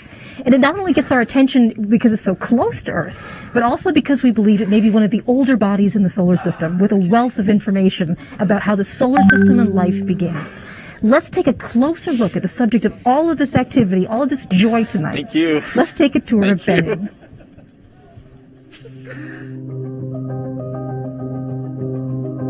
In December 2018, after traveling for 2 years, 101 days, and over 1.2 billion miles, NASA's OSIRIS-REx spacecraft arrived at its target, near-Earth asteroid Bennu. OSIRIS-REx is the first mission to explore this primitive remnant from the origins of the solar system, designed to study the asteroid and return a sample to Earth. Bennu is a dark, diminutive world, roughly the height of a skyscraper, and now the smallest body to be orbited by a spacecraft. Prior to arrival, it was known to have low thermal inertia, a characteristic of fine-grained materials like sand. An infrared spectrometer on OSIRIS-REx confirmed this property, leading scientists to expect a predominantly smooth surface. But the first close-up views of Bennu delivered a major surprise. In exquisite detail, the mission's cameras revealed an unrelenting rockscape dominated by boulders. By combining these images from OSIRIS-REx with its laser altimetry data, we can take a tour of Bennu's remarkable terrain. The first stop is Simurgh-Saxum. This prominent boulder defines the asteroid's prime meridian and serves as the basis of its coordinate system. In Persian mythology, the Simurgh is a large and benevolent bird and the possessor of all knowledge. Saxum is Latin for stone. To the northeast lies the largest boulder on Bennu. Measuring over 300 feet in length, Rock Saxum is a colossus longer than a football field. It is also rich in a type of iron oxide called magnetite, which was used by mariners as an early form of magnetic compass. In Arab folklore, the rock is an enormous bird of prey that can clasp elephants in its talons, as well as stranded sailors like the hero Sinbad. Continuing northeast over the equatorial ridge, we arrive at Gargoyle Saxum. This striking boulder is among the darkest on Bennu, though it clutches a much brighter rock that is about the size of a person. In medieval legend, gargoyles are dragon-like, winged monsters that can breathe fire and that guard cathedrals from evil spirits. Our next destination takes us far to the east. At the northern end of a small crater lies Ocypete-Saxum, a comparatively bright boulder measuring about 33 feet in diameter.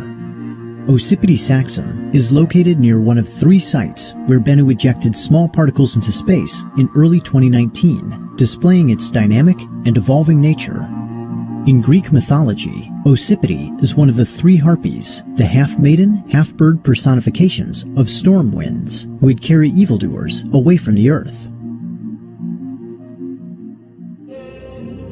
In the creation stories of ancient Egypt, the universe began as a formless, endless expanse of water.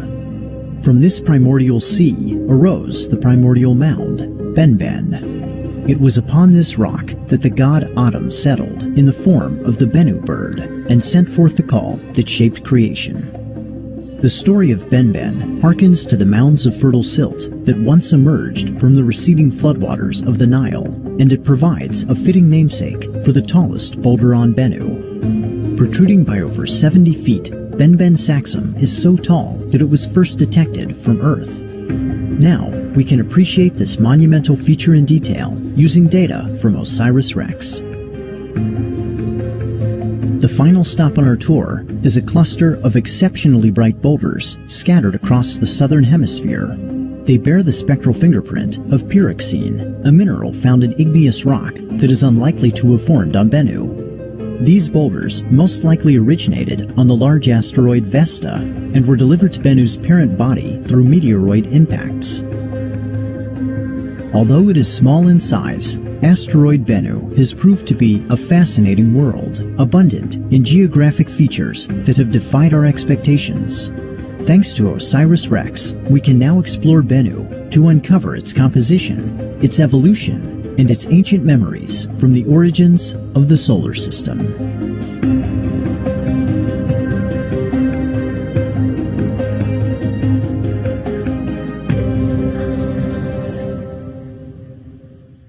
If everything has gone right tonight, a little bit of Bennu will be coming back to Earth in 2023.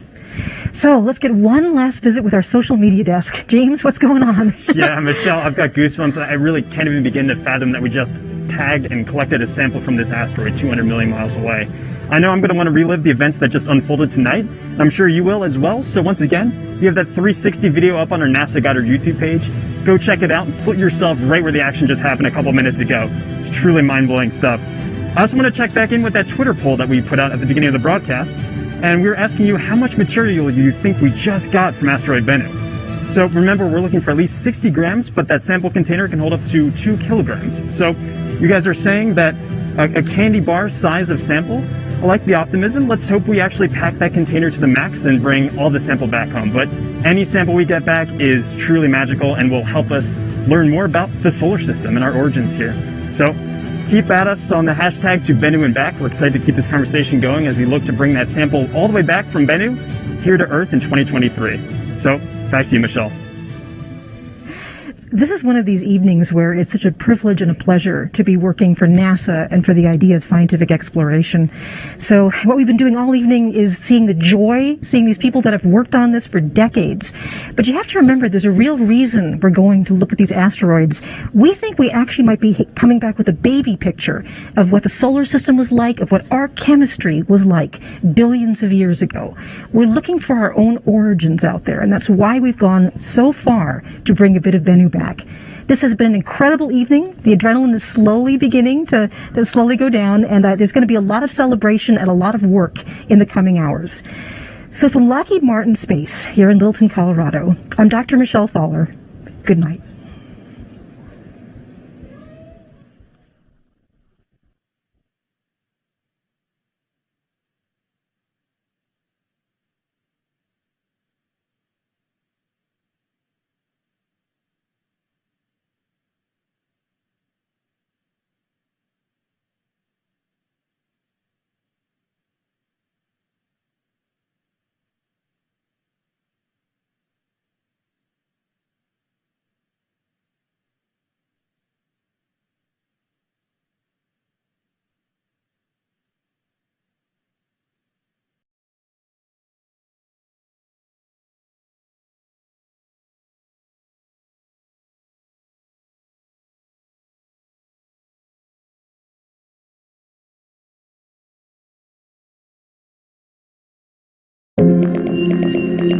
OSIRIS-REx is a NASA mission to explore near-Earth asteroid Bennu, a remnant from the dawn of the solar system, and to return a sample of Bennu to Earth.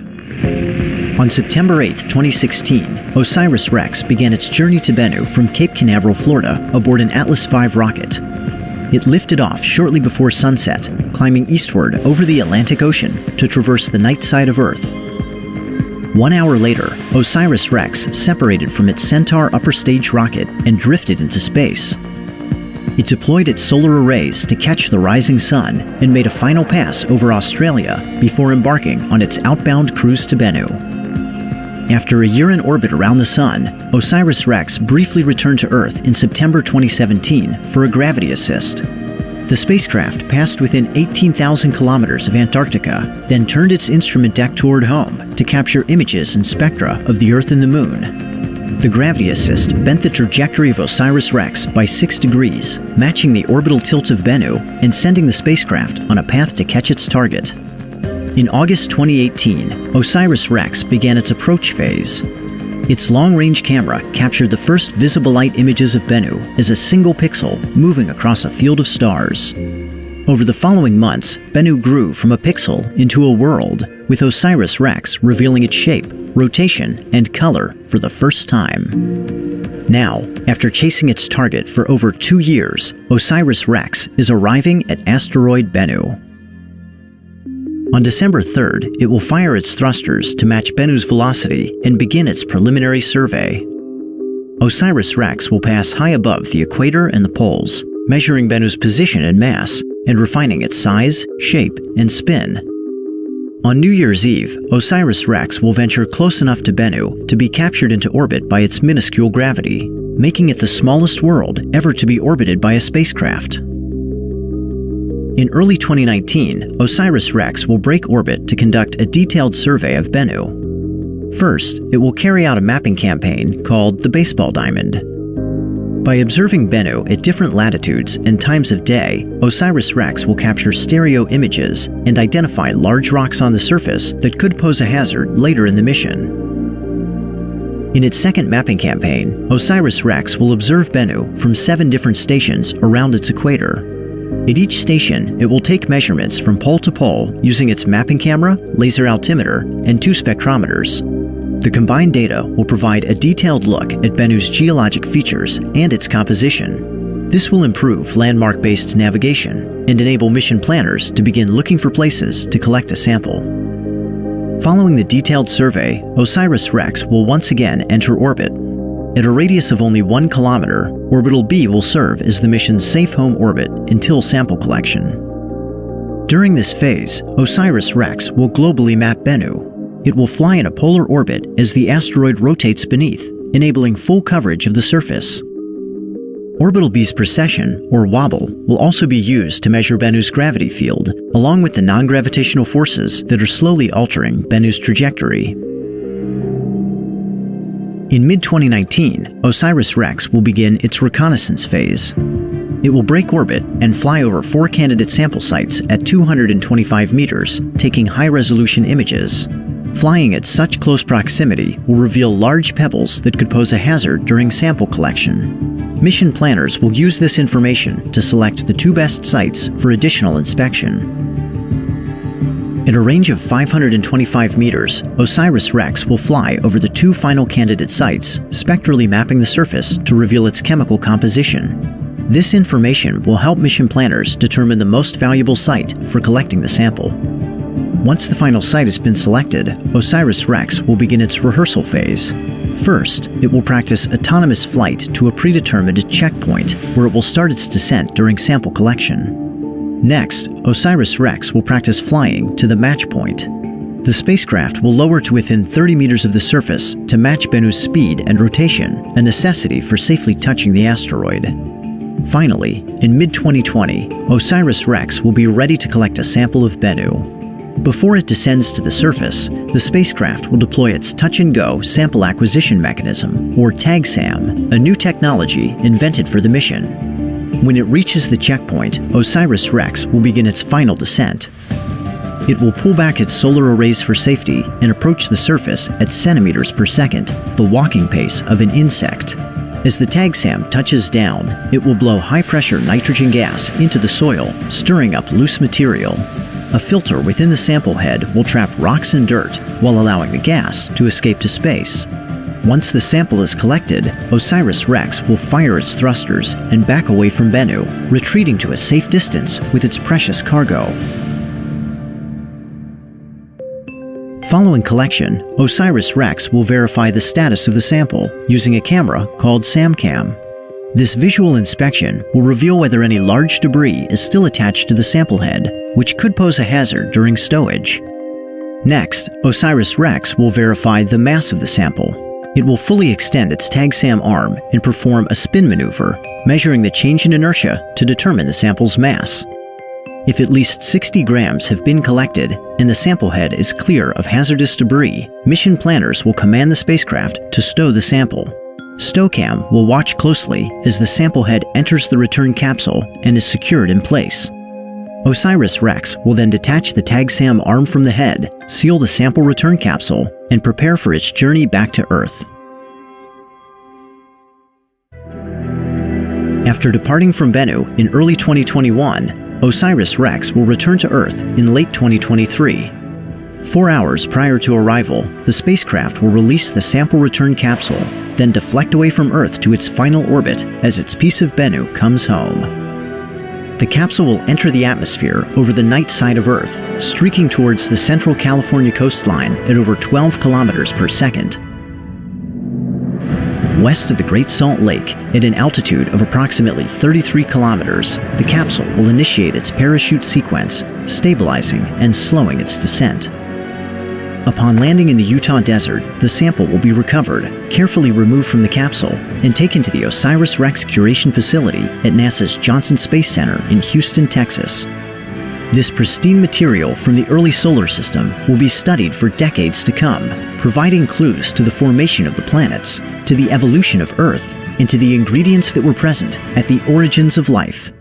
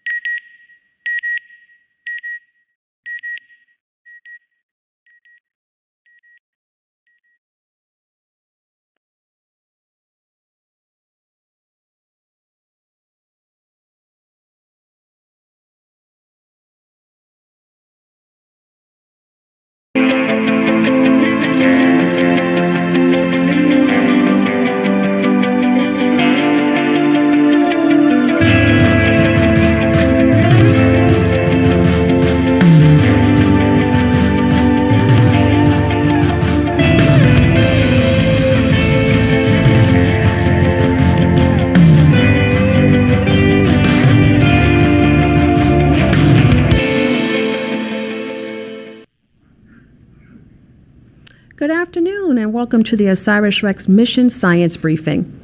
OSIRIS-REx stands for Origins, Spectral Interpretation, Resource Identification, Security Regolith Explorer, and it's NASA's first sample asteroid return mission.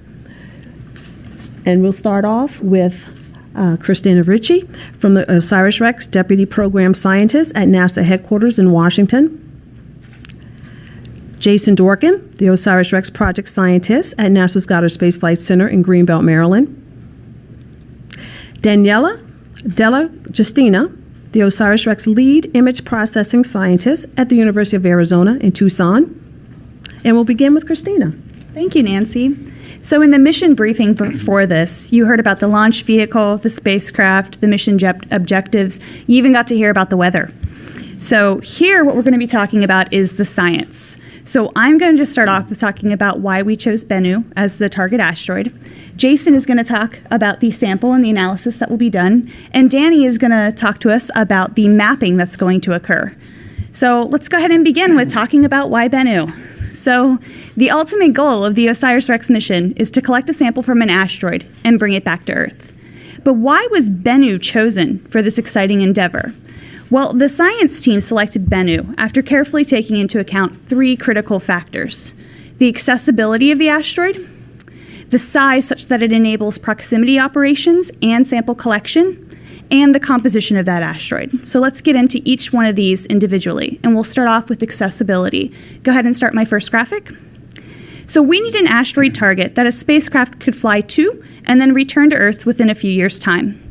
The closest asteroids to Earth are called near-Earth objects, and they come within 1.3 astronomical units of the Sun. For those who don't speak in astronomical units on a regular basis, 1 astronomical unit is the average distance between the Earth and the Sun. It's about 93 million miles. For a mission like OSIRIS-REx, the most accessible asteroids for a spacecraft to reach are located between 0.8 and 1.6 AU. The ideal asteroid destination also has an Earth-like orbit, one that is fairly circular and low in inclination, so it's in a similar plane to ours. Bennu orbits between 0.9 and 1.36 AU. It orbits the Sun every 1.2 years, and it passes by Earth every 6 years, with an inclination that's only 6 degrees different than ours. So it really is optimal for accessibility for the spacecraft to go to and then return from. The next criteria for selection was finding an asteroid that was the right size to enable two critical portions of the mission: the proximity operations close to the asteroid and the actual collection of the sample. And go ahead and start my next graphic. Asteroids with small diameters rotate more rapidly than those with large diameters. For an asteroid that has a smaller diameter than 200 meters, it can rotate rapidly enough that some of the material on the surface will be ejected. Furthermore, it's difficult to match the rotation speed of a rapidly rotating object. So we need an object that's at least 200 meters in diameter. Bennu is actually 492 meters in diameter at its equatorial bulge, and its rotation speed is only 4.3 hours. So we'll be able to match the rotation speed of it and do a safe, smooth, slow high five to collect that sample that we will then return to Earth. The final criteria that made Bennu the choice destination asteroid for us was its composition. And go ahead and start my third graphic. Asteroids are categorized into different types based on their observed chemical composition.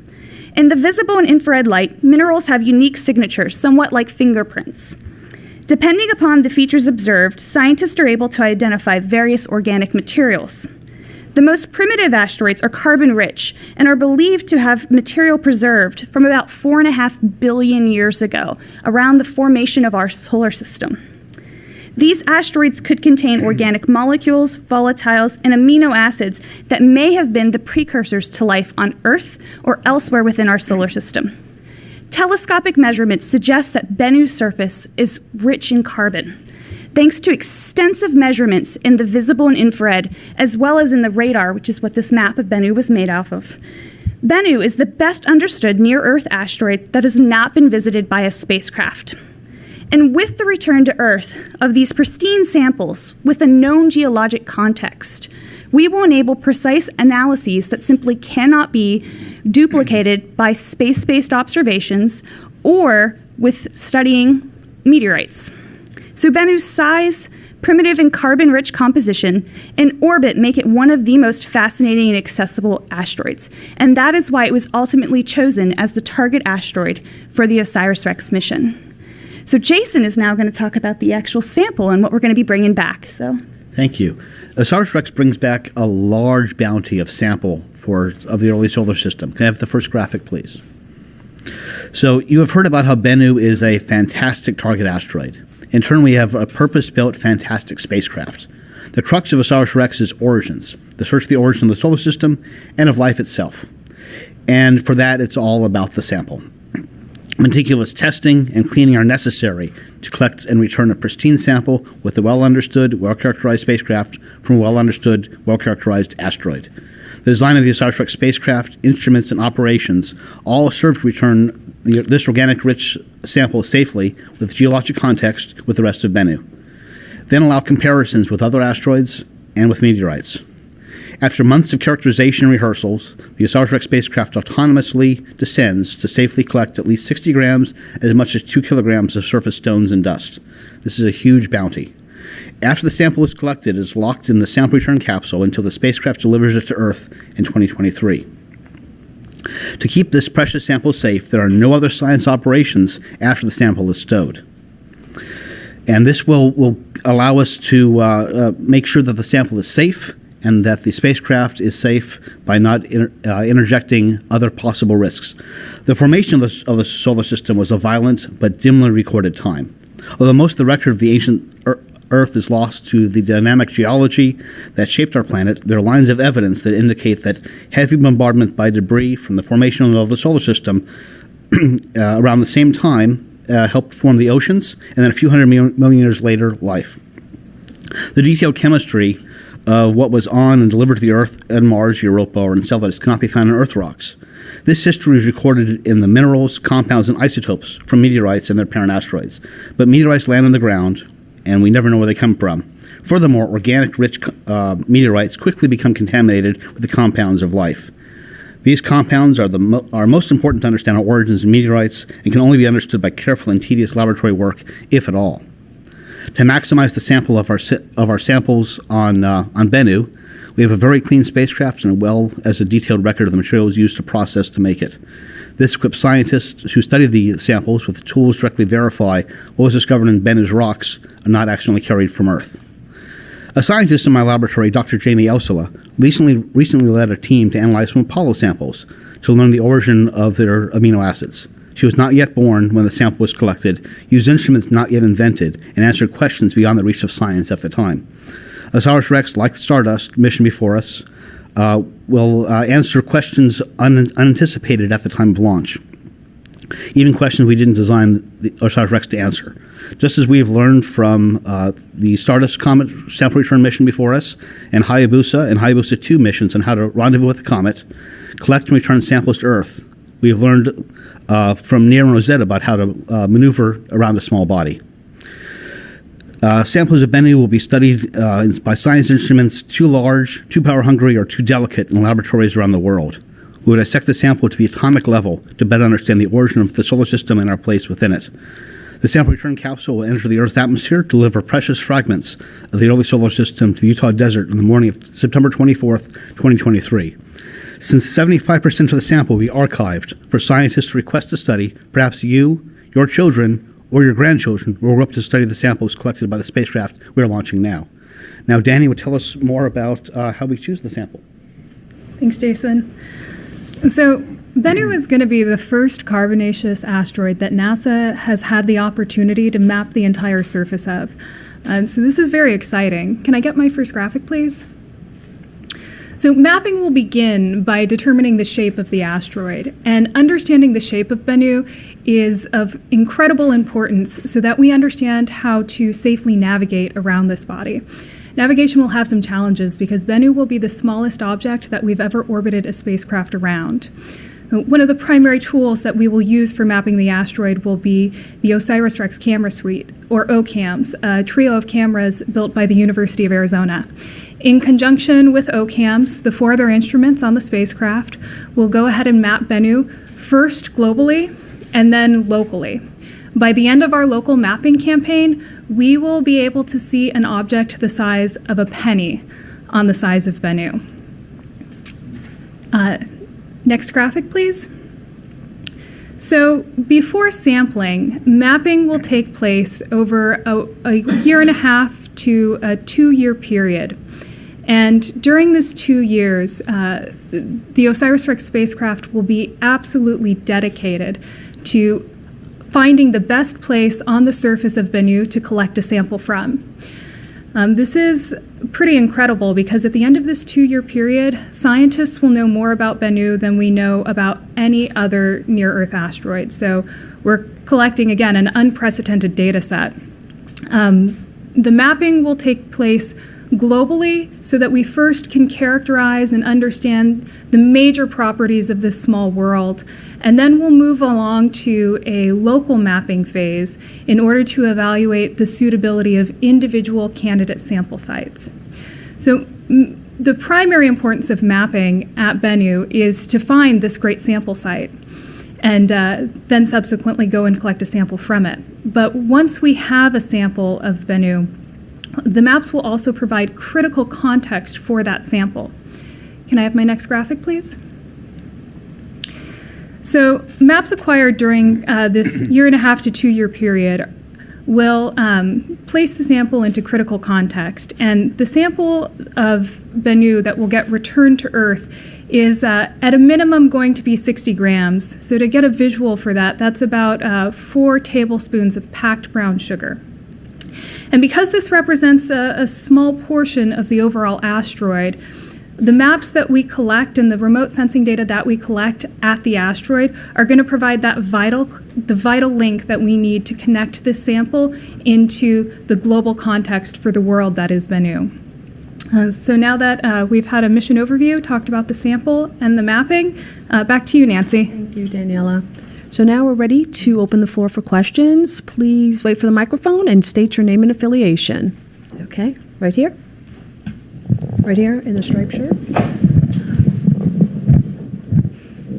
Hi, Bill Jellin from We Report Space. A question on the mapping. So the global mapping, if they determine through the Arcosky effect that eventually this thing would hit us, then we have an opportunity in 2135 when it passes between the Earth and the Moon to have a close approach. How will you save the maps? Will the global maps be transmitted back to us and saved in case we ever have to figure out the geography of Bennu in case we need to try and do something to divert it? That's a great question. I mean, even security is one of the OSIRIS-REx mission objectives, but also from the spectral interpretation portion of our acronym, the data that we collect and then eventually build into maps for Bennu will be archived by NASA's planetary data system. And so NASA has a long history of ensuring that data is preserved and archived for future generations to examine, and this definitely includes the maps and all of the instrument data that will be collected by the spacecraft. Okay, thank you. Right here in the front row. I'm Jim Siegel. I'm with the Celebration News and Spaceflight Insider. I'm intrigued by the dust materials that you expect to find on the asteroid. For example, what makes you think there's dust there? What kind of evidence do you have or experience? And secondly, what would be the texture of this dust? Would this be like talcum powder or sugar or gravel or what? So we have numerous lines of evidence that tell us the texture of the surface of Bennu, both from the thermal inertia, where you can look at the temperature of like a beach versus large stones, and the temperature changes from day to night quickly on smaller textures versus slowly with large textures, as well as using polarized radar from the Goldstone and Arecibo telescopes to give us a size bin of the surface of the rocks. We know that there are 1 centimeter size stones, which is ideal for the TAG-SAM device to collect. And based on a reasonable size frequency distribution by looking at other asteroids, including Itokawa as visited by Hayabusa, we can understand how smaller and smaller pieces would break up into dust. And so we cannot see the dust from the Earth, but it almost cannot not be there. But the stones that we need, which are the high value samples, we have high confidence that they are present based on multiple lines of evidence. Okay, right here. Thanks, guys. Mike Wall from space.com. So I'm just wondering, would there be any advantages to trying to get more than one sample, or are you just going to get one sample and you're sure you've got it, then you're going to go because there would be more risks involved going back to try to get something else? So if you're sure you have one, I mean, could you just kind of talk about, are there any benefits to trying to get a second one if you could, or is that just getting too greedy? So I'll go ahead and take that. So what we're going to do is after we go out and do the slow 5-second high five maneuver with the nitrogen gas and collect the sample, we're going to actually maneuver away from the spacecraft so that we can rotate our spacecraft to measure the mass. Once we know we have 60 grams in there, we're going to stow and move away from the asteroid enough to where we feel that our spacecraft's in a safe position. Our priority is to bring back at least 60 grams of pristine material. So once we have that, we're not going to try to touch that again. We've got it. It's getting stowed. It's getting ready to come home. Can I follow up? Sure. So as a scientist, I always want more. But the science team has been conditioned to understand how to minimize risk and have respect for engineering reality. And so I would love to have a spacecraft that is covered in sample return capsules. A friend of mine likes to say, Scott Sanford, who's on the mission, that if engineers designed a spacecraft, they would launch a bowling ball and get telemetry and declare mission success. If scientists designed missions, they would design a spacecraft that's too heavy with instruments to get off the pad. So coming up with a middle ground where we can ensure we get one high-value sample instead of risking it all and getting two is just not worth the chance. One is a lifetime of data anyway. Great. Thank you. We're going to go to the phone lines, and we have Mark Gotch on the phone. Please state your question.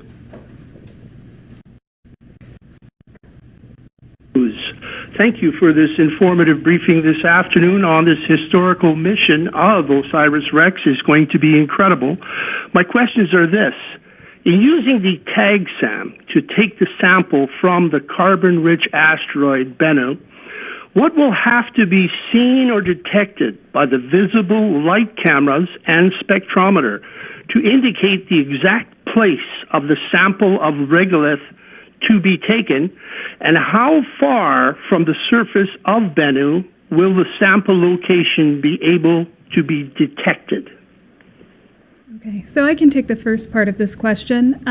So one of the instruments on the OSIRIS-REx spacecraft is called SAMCAM, and the purpose of SAMCAM is to watch the tag event and then later on to verify that there has been some sample collected by the tag SAM. So the tag SAM has, it's a ring, as we saw some of the images earlier, and there's a little bit of, you can think of it almost like steel Velcro at the edge of this annulus. And that will also interface with the surface of Bennu, and material will attach to it. So we will not only watch the sampling event, but we will also, at some distance away from Bennu, go ahead and turn the tag SAM so that we can look at it with SAMCAM and verify that we have acquired some material. Okay, we're now going to take some questions from social media. Please, Aries. Okay, thanks. This question is from @QuasarCam, and they want to know, what is the added value of retrieving the sample instead of analyzing it using onboard instruments? NASA has a history of developing fantastic onboard instruments, such as the great instrument suite on the Curiosity rover on Mars right now.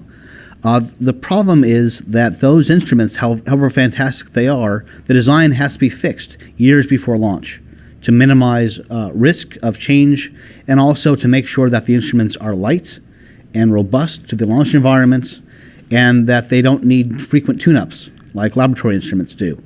In the case when you bring a sample back to Earth, you can use laboratories the size of the spacecraft, even the size of buildings, like synchrotron facilities that were used to study stardust samples. And you can take rocks and slice them up into tiny, tiny fragments and put them into these beamlines and manipulate them using people that have the ability to adjust these objects in ways that robots can't, and then interrogate in ways in finer detail than you ever could. And of course, as we mentioned, people not yet born with ideas that we didn't have now can test them in ways that we couldn't even conceive of. Yeah, just to follow on with that. So 60 grams is the smallest amount that we're intending on returning, but that's still going to be the largest sample return since the Apollo era. So this really is a sample return mission that's going to be the gift that keeps on giving. 25% of the sample will go towards the science team in order to fulfill their objectives. And then 75% is going to be stored in our curation facility at Johnson Space Flight Center in order to allow future generations of scientists to use instruments that haven't even been invented yet. So as Jason mentioned earlier, one of his colleagues at Goddard is still working on the Apollo samples now. So this sample return, OSIRIS-REx, is going to keep giving back to future generations of scientists. It's really going to help us understand the solar system, so it's fantastic. To the next question we had, which is, how could this mission have an impact on future missions, and which future missions? Okay, so we're willing to share the answers here. So we're really actually going to be able to, the technologies that we have developed are going to help with several different types of missions to, say, small bodies in the future. The first of which is going to be doing those close proximity operations, being in that low gravity near the actual small body. Our mission has been specifically designed for that, and our type of research and design that we've done can be implemented towards future missions. The actual tag SAM arm, and then the sample return capsule, which was from Stardust previously. So we used a design that we know is tested and well validated and works. We will continue to keep using that design as we move forward. So it's really, the great thing about OSIRIS-REx is the instrumentation on board the spacecraft is at the forefront of technology. The sample return is at the forefront of technology. The fact that we're able to actually be in low gravity around this small body and still maneuver and operate is at the forefront of technology. So all of that from NASA is going to continue moving forward into more and more missions afterwards. Okay, great. Right here in the front row, Ken Kramer.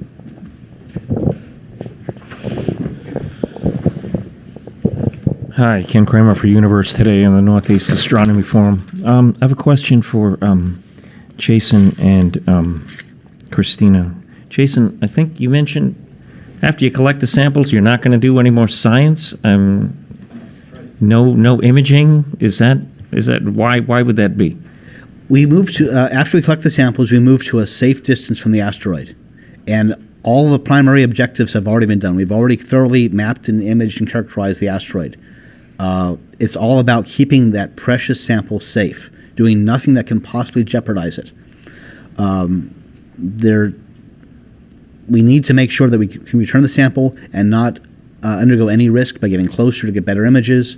We already have everything we need. We need to show the same restraint that we have all along the program that's kept us on schedule and under budget to make sure that we don't grow our scope and do things that we don't really need to do, only what we have to do.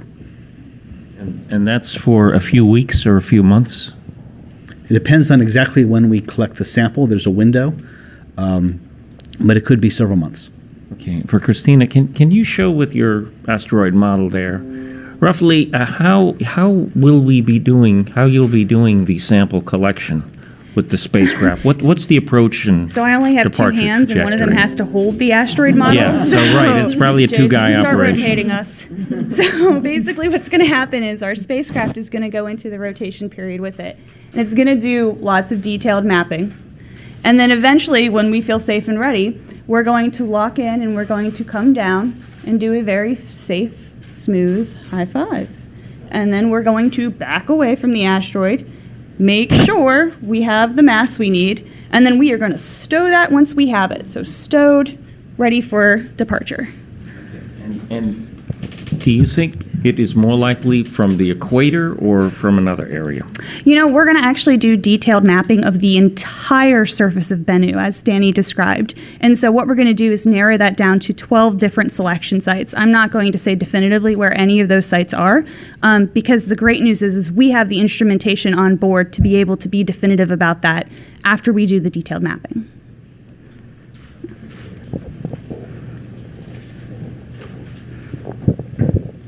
Hi, Jeff House, Space News.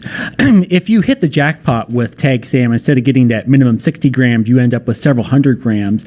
Do you change how you apportion the sample once you return it to Earth? Are you still going to set 75% aside, or will you set aside more or less of that for future study if you end up with much more than 60 grams?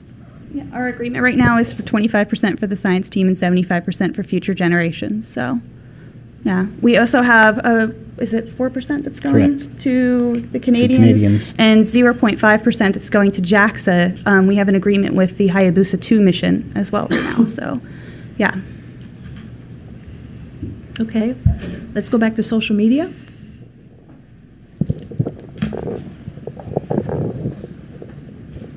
Okay. And so now this question comes from CJ Steuben 9, and they want to know what instruments will be used to measure the Rokosky effect on Bennu and how.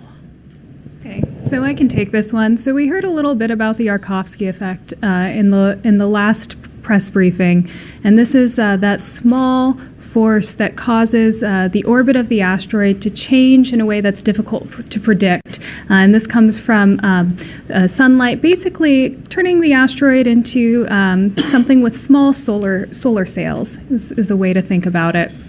So we have two antennas on the spacecraft. We have a high gain and low gain antenna, and we will use those to track the position of the asteroid as we're flying in formation with it. And so any deviation, any small changes from what we anticipate the orbit of Bennu to be versus what we're tracking will be used to measure that small Yarkovsky effect. Hi, Jared Hayworth for We Report Space. I had a question. What's the ultimate fate of the spacecraft after the sample return canister has been detached and sent home?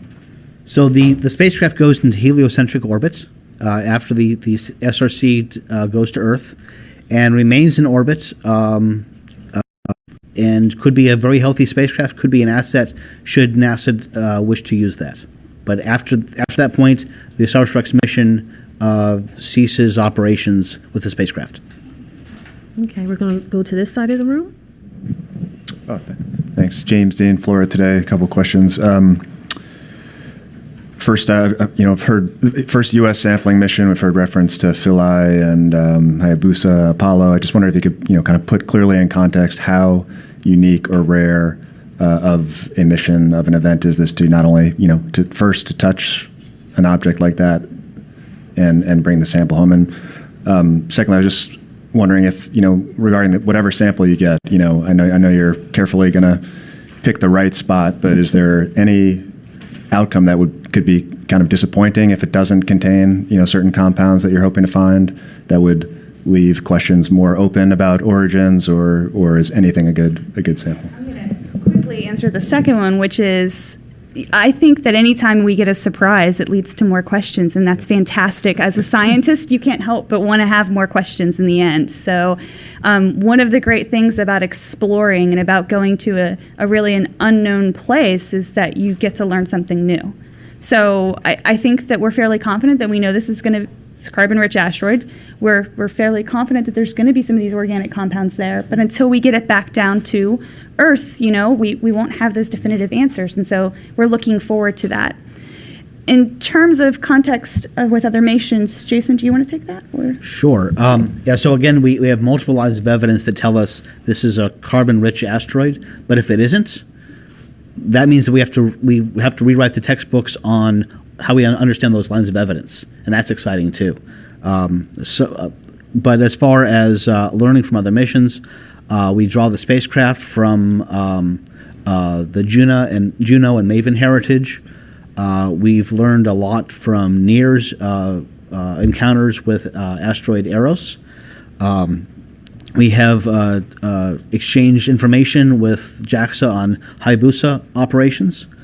We've exchanged team members with JAXA for Hayabusa 2 operations, and we work closely with ESA for Rosetta operations to learn how to operate around a small object, understand the thermal properties of asteroids, and try and get every piece of information we can to understand this strange environment and use as much engineering logic as we can from, as I said, these other missions, as well as, of course, Stardust, on how to bring a sample back from space.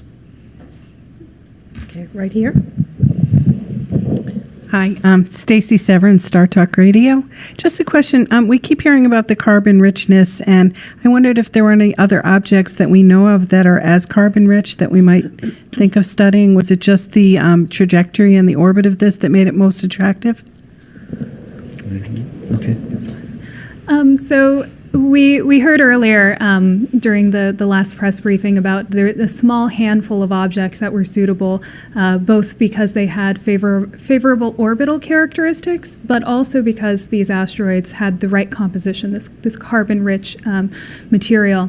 So actually another great candidate was an object called JU3, and that is coincidentally the object that Hayabusa 2, the JAXA, Japanese Space Agency, that's become their target asteroid for sample return. So there are a small handful of objects in the solar system, and in fact in near-Earth space, that did have the right characteristics, but ultimately Bennu was so well characterized that we wanted to go there because we already had enough data to help us start mitigating risk. Okay, we're going to go back to the phone line. Mark Gotch, do you have a question? Yes, Mark Gotch, Historical Aerospace News. Another question.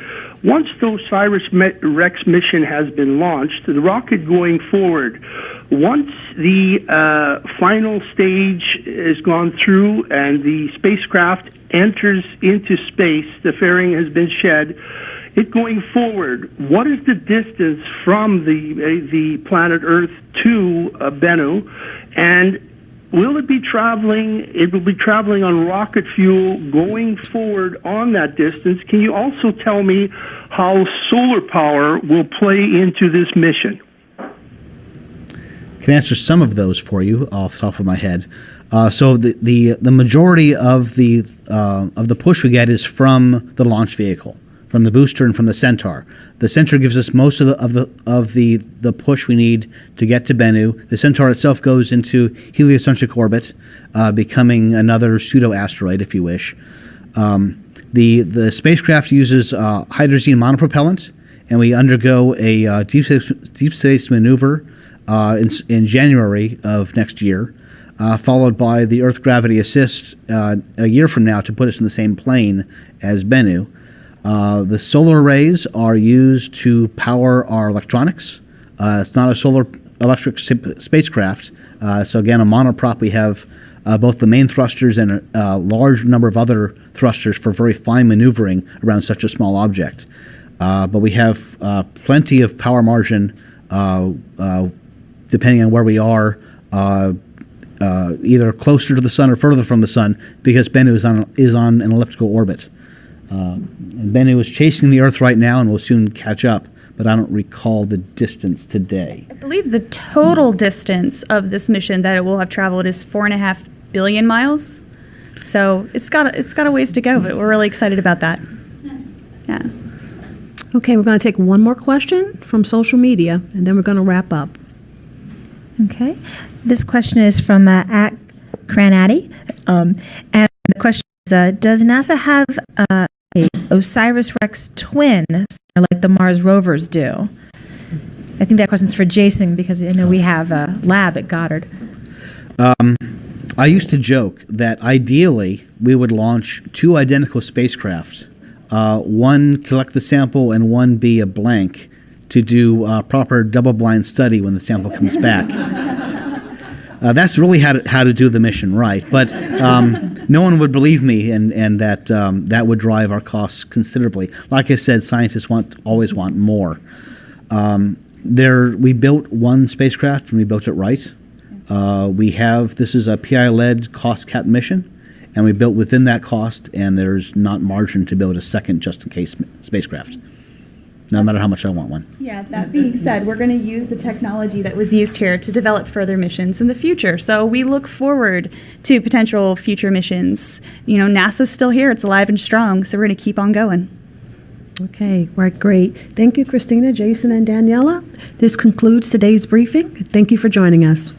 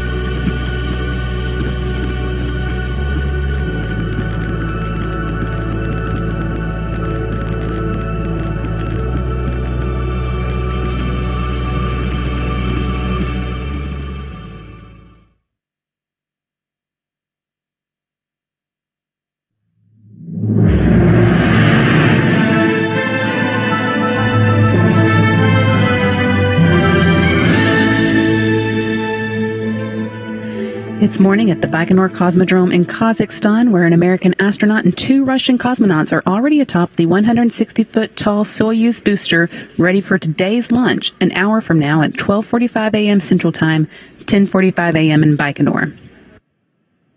This is a live view of the Soyuz rocket on the Site 31 launch pad at Baikonur. This is the second crewed launch on the upgraded Soyuz 2.1A booster, which made its first uncrewed flight with the Soyuz spacecraft on the to the International Space Station in the summer of 2019. The first flight with people on board on a new Soyuz 2.1A booster launched from Site 31 in April of this year. Today, a team of launch controllers are watching over all the systems aboard the rocket, which is now fully fueled and ready for launch. No issues are being tracked throughout today, which began with fuel and oxidizer loading at about 7:45 p.m. Central Tuesday, which is 3:45 a.m. Wednesday, out at the launch site in Baikonur. The loading was completed about 2 hours later. Hello, everyone from Mission Control in Houston. I'm Brandy Dean. Here in Mission Control, the team is watching over the Expedition 63 crew and space station systems and preparing to support the arrival of Soyuz MS-17. The station's population will increase from 3 to 6 with the addition of NASA astronaut Kate Rubins, Russian cosmonaut Sergei Kuznetsov, and Russian cosmonaut and Soyuz commander Sergei Ryzhikov. These three are about to begin the first planned to-orbit flight to the International Space Station with humans on board, and their docking is scheduled approximately 3 hours after launch at 3:52 a.m. Central Time or 1:52 p.m. Wednesday, October 14th in Baikonur, where NASA and Roscosmos support teams and officials will be watching the events unfold.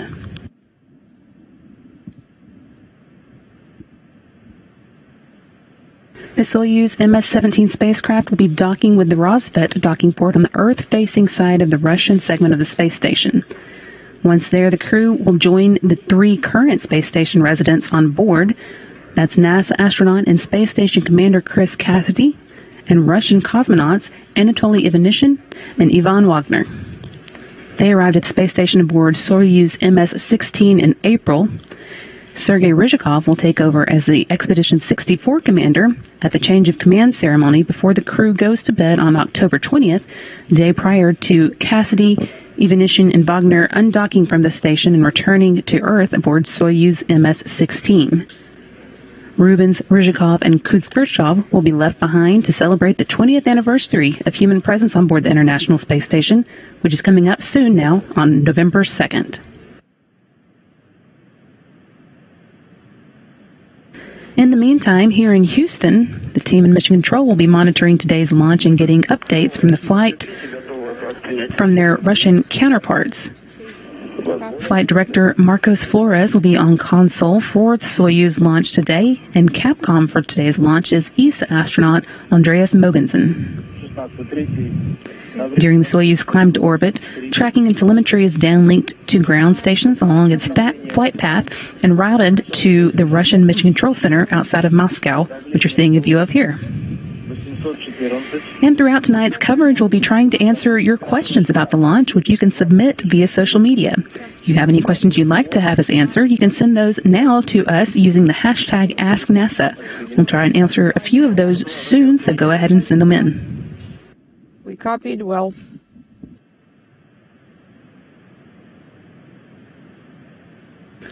Today's launch marks the second flight into space for NASA astronaut Kate Rubins, the second for Russian cosmonaut and Soyuz MS-17 commander Sergei Ryzhikov, and the first for Russian cosmonaut Sergei Kuznetsov of Roscosmos. Let's take a moment to learn more about Dr. Kate Rubins, NASA's next astronaut to fly in space, and her work aboard the International Space Station.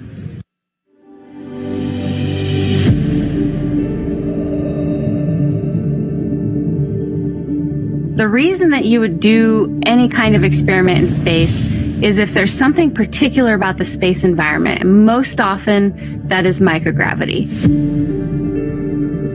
So mostly the ISS gives us the ability to either do something that we can't do in a facility on Earth or investigate some phenomenon, some property in a way that we can't on Earth. So for example, some of the tissue architecture, these really delicate tissues, as you start to build them up, they would collapse because you have gravity, or the cells would naturally settle to the bottom of the plate.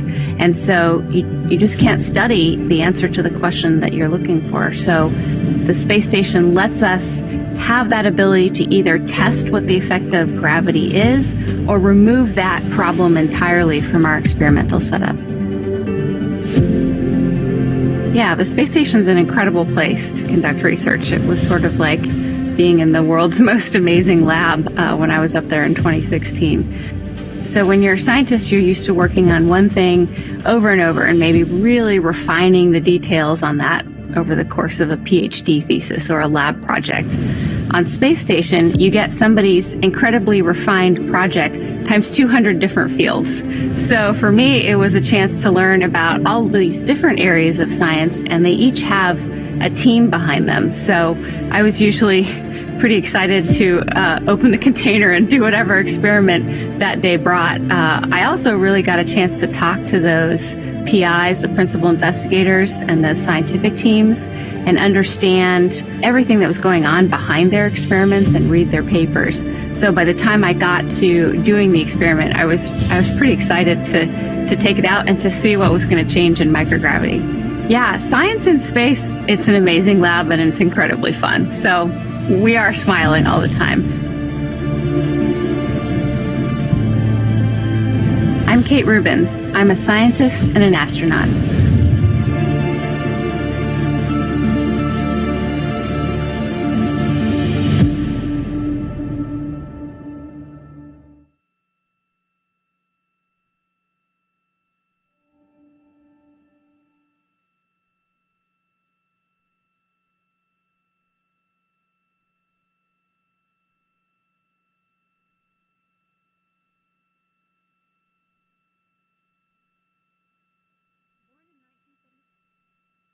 And raised in Napa, California, NASA astronaut Dr. Kate Rubens conducted her undergraduate research on HIV-1 integration in the Infectious Disease Laboratory at the Salk Institute for Biological Studies, earning a bachelor's degree in molecular biology from the University of California, San Diego in 1999. She earned a PhD in cancer biology from Stanford University Medical School's Biochemistry Department and Microbiology and Immunology Department. With the U.S. Army Medical Research Institute of Infectious Diseases and the Center for Disease Control and Prevention, Rubens and her colleagues developed the first model of smallpox infection. She also studied pox virus and virus-host interactions. Rubens then accepted a fellowship position as a principal investigator at the Whitehead Institute for Biomedical Research at MIT in Cambridge, Massachusetts, and headed a lab of 14 researchers studying viral diseases that primarily affect Central and West Africa. She presented her work at numerous international scientific conferences and was published in many scientific journals. Then, in July 2009, after applying on a whim, Rubens was selected as one of 9 members of the 2009 NASA astronaut class.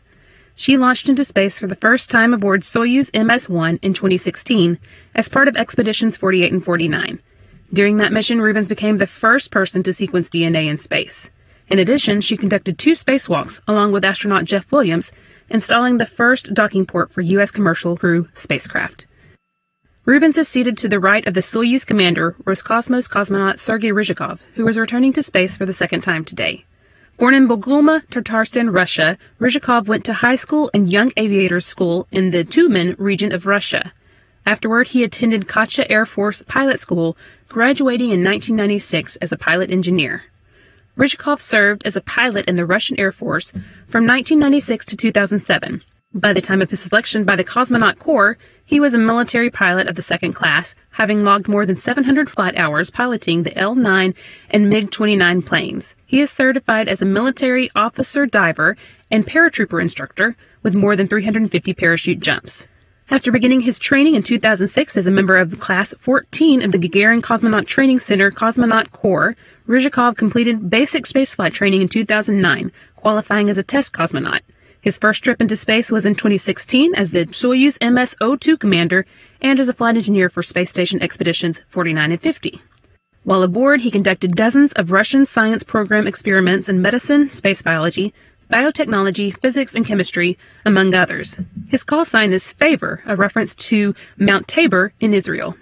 Ryzhikov is serving as the MS-17 commander and will become a space station commander as well when Expedition 64 begins. Seated to his left is first-time flyer Roscosmos cosmonaut Sergei Kuzkurchkov. Born in Leninsk, now Baikonur, in the Kizlorda region of Kazakhstan, Kuzkurchkov went to high school in Korolev in the Moscow region of Russia, graduating in 2000. In 2006, he graduated with a first-class honors degree from the Moscow Bauman Technical University as a rocket engine engineer. He went on to serve at the Energia Rocket and Space Corporation as an engineer from 2006 to 2009. In 2010, he was admitted into Class 17 of the Energia Rocket and Space Corporation Cosmonaut Corps, completing his training and qualifying as a test cosmonaut in 2012. From August 2012 to October 2019, he took advanced training, specializing in the space station program. Working from the left seat today is Soyuz MS-17 Flight Engineer 1. Kudskirchkov will serve aboard the space station as an Expedition 64 flight engineer.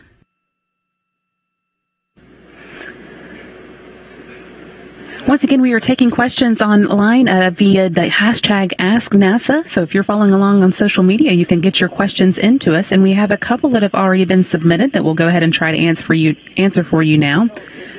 This first one coming from Rob Wood in the UK, asking, when will Chris Cassidy return from the space station? Cassidy is on board now with 2 other Russian cosmonauts, and they are all going to be returning next week. They'll have just a short handover time where they can make sure that their colleagues that are on their way today will be ready to take care of the space station once they've left, and then they will be coming home on October 21st. Just like tonight, you'll be able to watch all of our coverage of those events, starting with their undocking and then a return to Kazakhstan, where they'll be touching down. That coverage will begin at 7 p.m. Central Time on Wednesday, October 21st, just a week from now.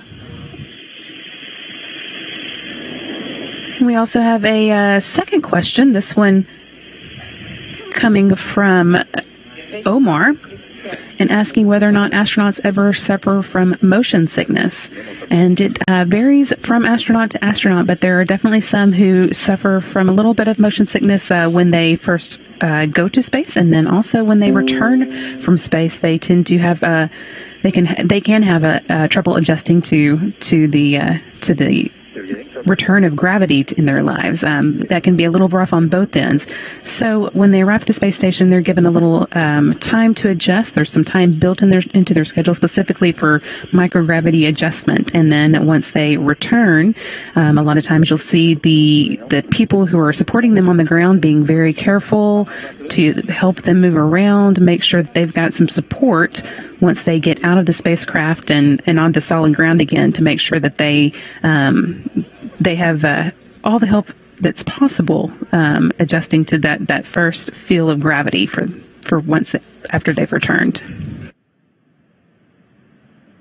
You can keep sending those in using the hashtag #AskNASA, but one of the questions that we often get is about the cruise patch. And we actually have a clip now of Kate Rubins explaining that during a recent news conference. The 64 patch is actually a photograph that I took when I was on board ISS the last time. And it's the underside of the International Space Station as we're flying over city lights in Europe. And so you can see all the lights of these cities being reflected on the underside of the space station. I just thought it was this great analogy of the connectedness between Earth and space, and the fact that you've got lights in these cities down below, and they're reflected in the space station. And then you can see, of course, the space station pass overhead one of those cities at night.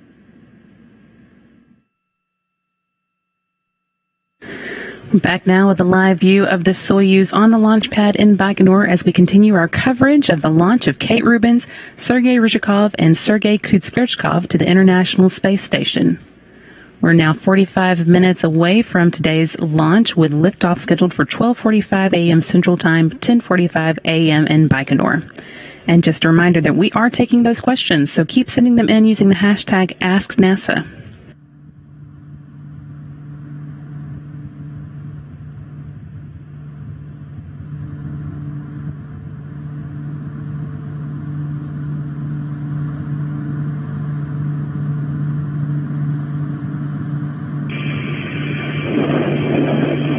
Presente, por favor. Скафандры герметичны. 16:3. This is the Tabors. The time is 4:3:20. 1 minute 21 seconds for the first, 1:41 for the second. The pressure is 816 in the descent module. Oxygen pressure is 209. Copy. In the tanks of the PHO, the second section is 208 and 224 in the second section as well. Tabor, I am 16.3. I understand that the suits are airtight. I've also received the pressure on oxygen inside the vehicle. I understand.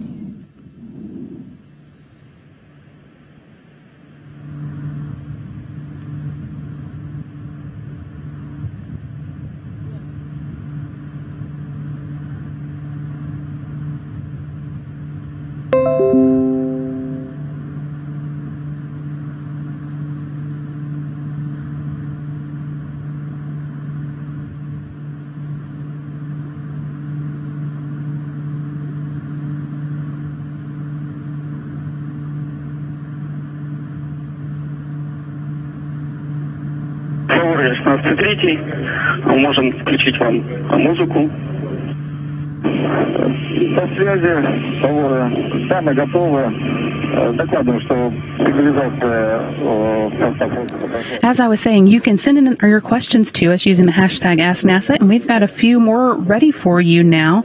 The next one coming from Pratham, who is asking, how long will these the plan right now is for them to stay about 6 months, which is about the stay. It is always a little dependent on circumstances, but in this case, and for the most part, the astronauts will stay about 6 months at a time, which gives them a good chance to fit in good working order. And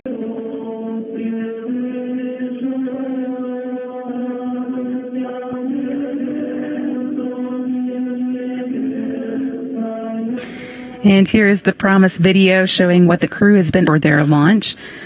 Days ago, as the crew was awakened Tuesday or midnight local time on